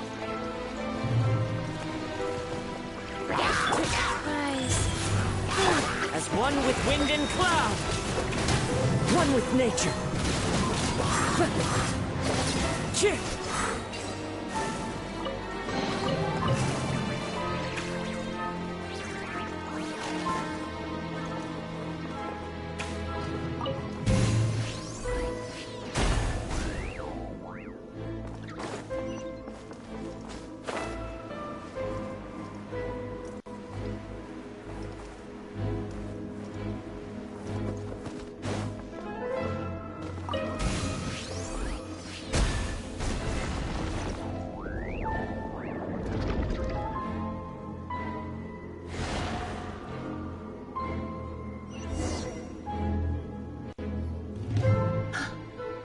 See. So the moon marrow, or rather the power of the 3 moons, is the key to unlocking... If it really does exist, then maybe this madness can finally be put to an end.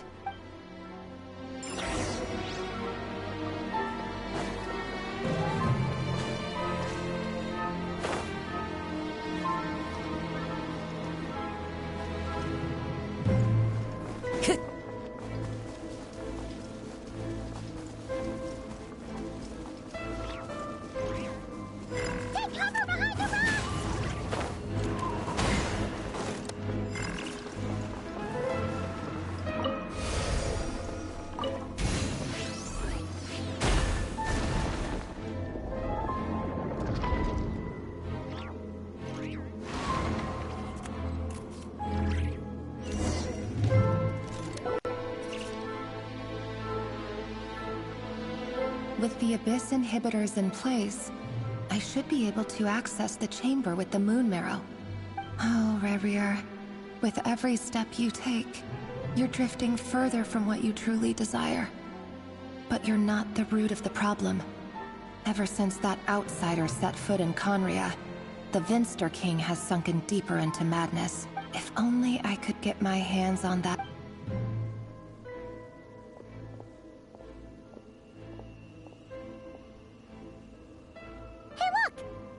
Reflection is back to normal. Elendis' voice mentioned a chamber with the moon marrow.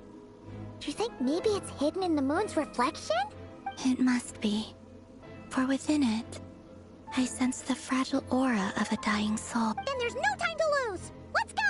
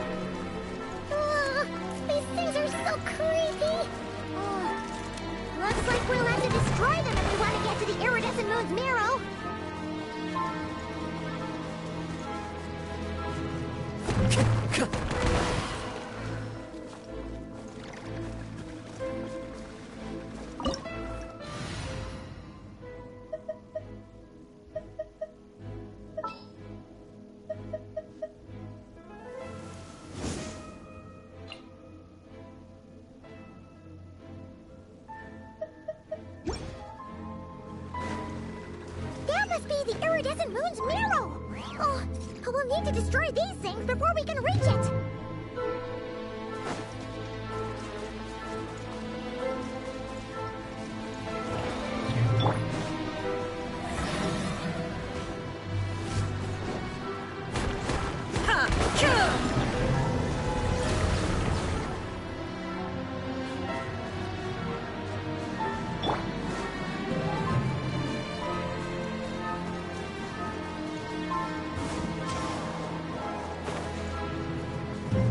Time to go.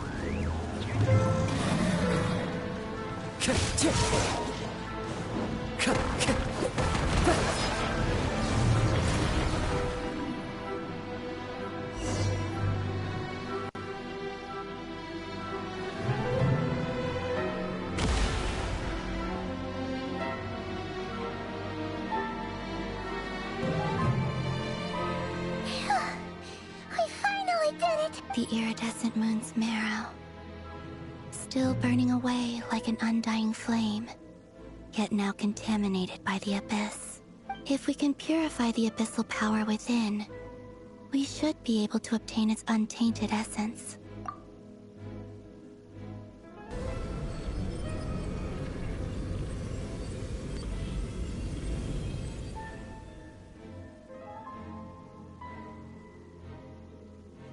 It's so cold. Is it you? Are you here? Huh? Are you talking to us? At long last, I can see you once more.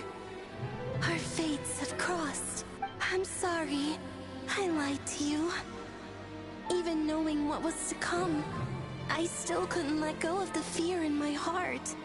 As death drew near, the moment the moon shattered, my body began to split apart piece by piece. Like I was being cut into pieces by 1,000 blunt blades. My thoughts scattered as the cold crept in. But I could not bear to fade away like that. Tell me, what was it that brought you to us all that time ago? If only I had possessed your courage, then I might have been spared this torment. You look so puzzled. That's how I felt too. But trust me when I say that everything happens for a reason. Farewell, Hypo.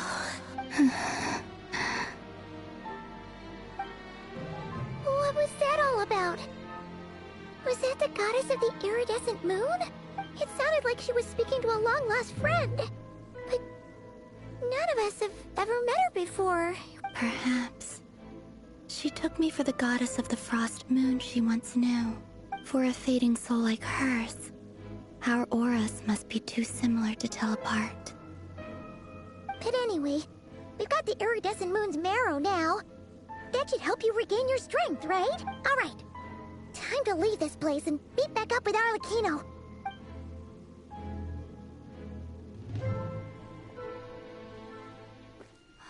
That's odd.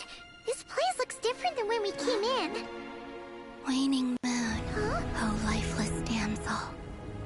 Oh.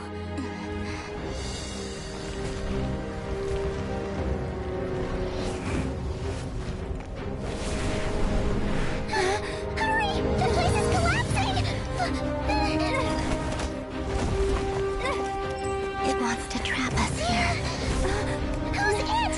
The abyss? Now we've taken the moon marrow. All that's left here is a dark will.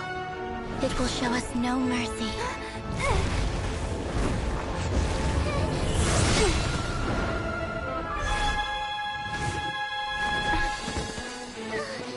Give it back!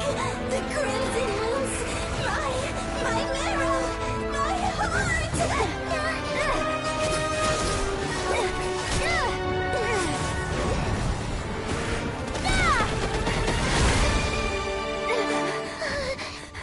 Finally! Huh? Oh no! The exit's blocked! They're back! Now what do we do? This is where you fall. Witness my rise. What are you waiting for?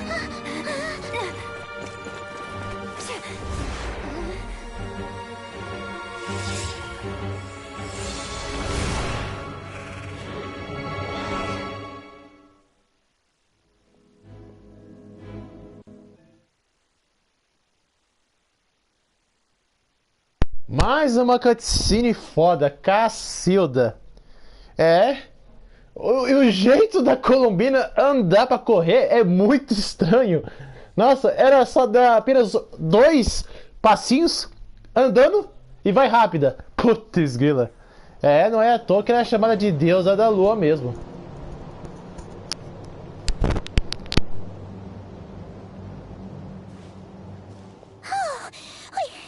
We made it! Is that you, Arlecchino? Did you save us? Wait, your hands! Oh, this? Don't worry. It's a small price to pay. The Abyss wanted to trap you inside, and I defied its will by bringing you out. No wonder it's a little angry. No. I have paid the price, albeit a small one, and it cannot be undone. My hands have already fused with the Abyss.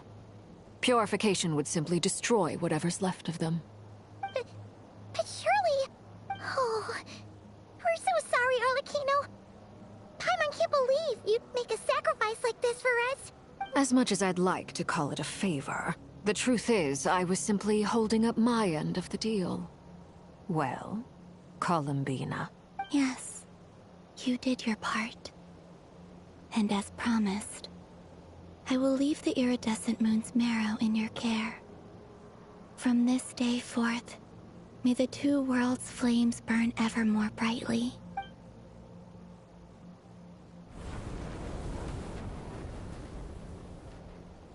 I'll take that as a blessing. Now, Columbina, give me your hand. Accept this moonlight I offer in return.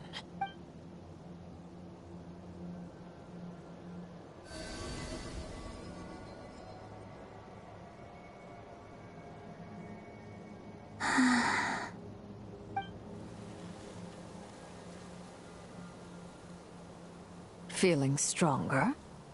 Hey, Columbina! Are you okay? I'm fine. Our powers are a little at odds. By the Frost Moon's authority alone, wielding the power of the other moons was always going to be a stretch. Still, I think it's fair to say that your strength has returned. At least to the level it was at as Third Harbinger. It's still not enough. There's no way I can hope to challenge Rayrir like this. Just one more ray of moonlight, if you would. It's okay. I can take it.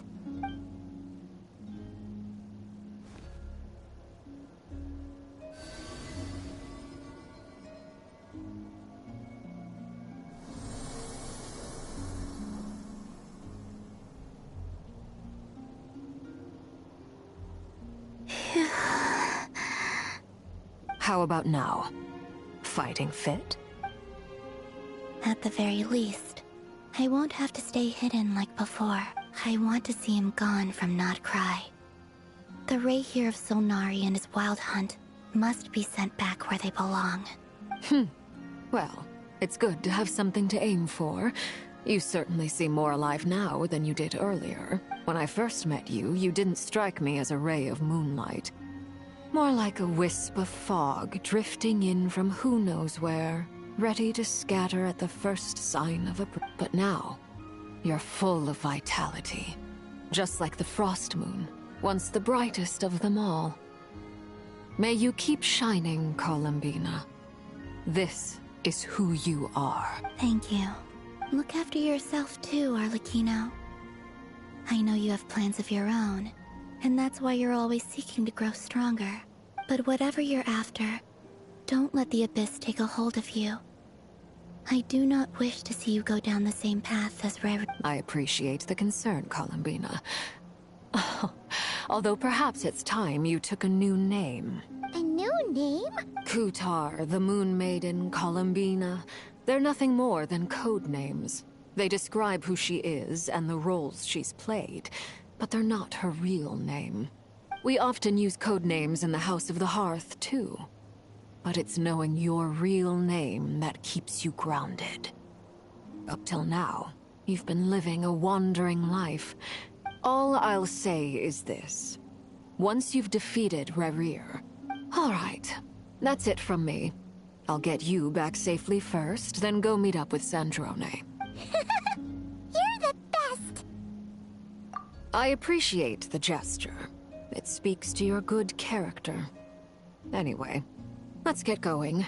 There are more urgent things to do right now than trade.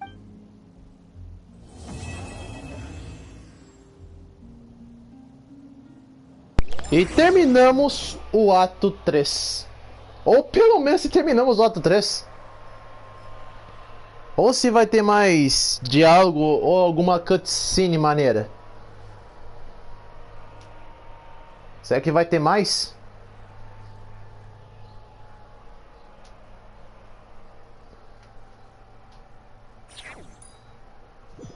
Ai. Não. Retorne à base. Olha, gente, a história aqui do jogo tá muito foda.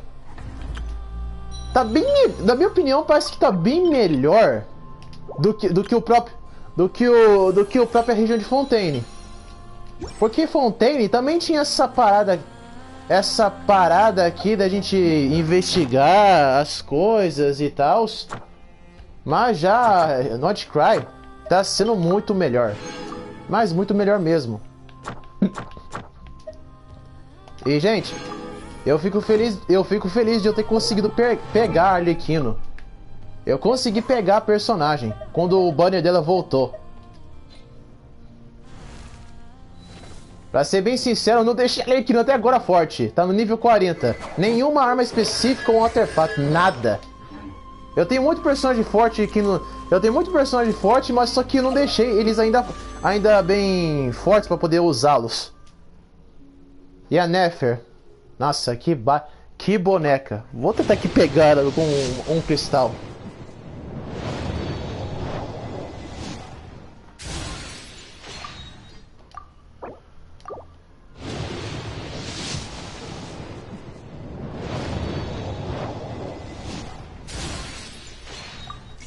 Ah, que pena. A Furina eu já tenho, então não preciso gastar consideração nela. Na minha opinião, essa parada aqui de poder pegar a constelação dos personagens apenas jogando é uma boa coisa, gente. Assim a gente não precisa gastar nossos cristais de novo no banner deles apenas para conseguir as constelações. Isso é bom. E o pessoal fica achando ruim ainda por cima. É brincadeira. É brincadeira os fãs do Genshin Impact. Os fãs do Genshin Impact tem algo que eles não prestam. Eles são só gente que só sabe reclamar. Gente que só fica aí tentando demonizar o Genshin Impact. Não só o jogo, mas também até a própria Royalverse. Mas tem muitas coisas que eles não estão errados, e tem coisas que a Royalverse também erra bastante. Todo mundo devia saber que jogo, videogame, entretenimento são criados por pessoas. E cada um deles vão ter decepções, vão ter erros que cometeram. Nada desses produtos é perfeito. Se existe que um deles que é perfeito, é porque o roteirista e os criadores foram geniais na criação do produto. Então, por mais que o Genshin Impact seja um jogo incrível, história muito foda, personagens, universo e tudo mais, a Royalverse também comete muitos erros. Não é todas as empresas que são perfeitas, como a Rockstar. Vai ter um dia, sendo mais tarde, que empresas que o pessoal pensa que é perfeito, vai cometer uns erros um dia. Bom, galera, esse foi a live. Espero que vocês tenham gostado. E se inscreve no canal, ative o sininho para receber os próximos vídeos.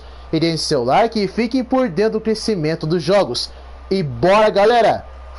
Fui!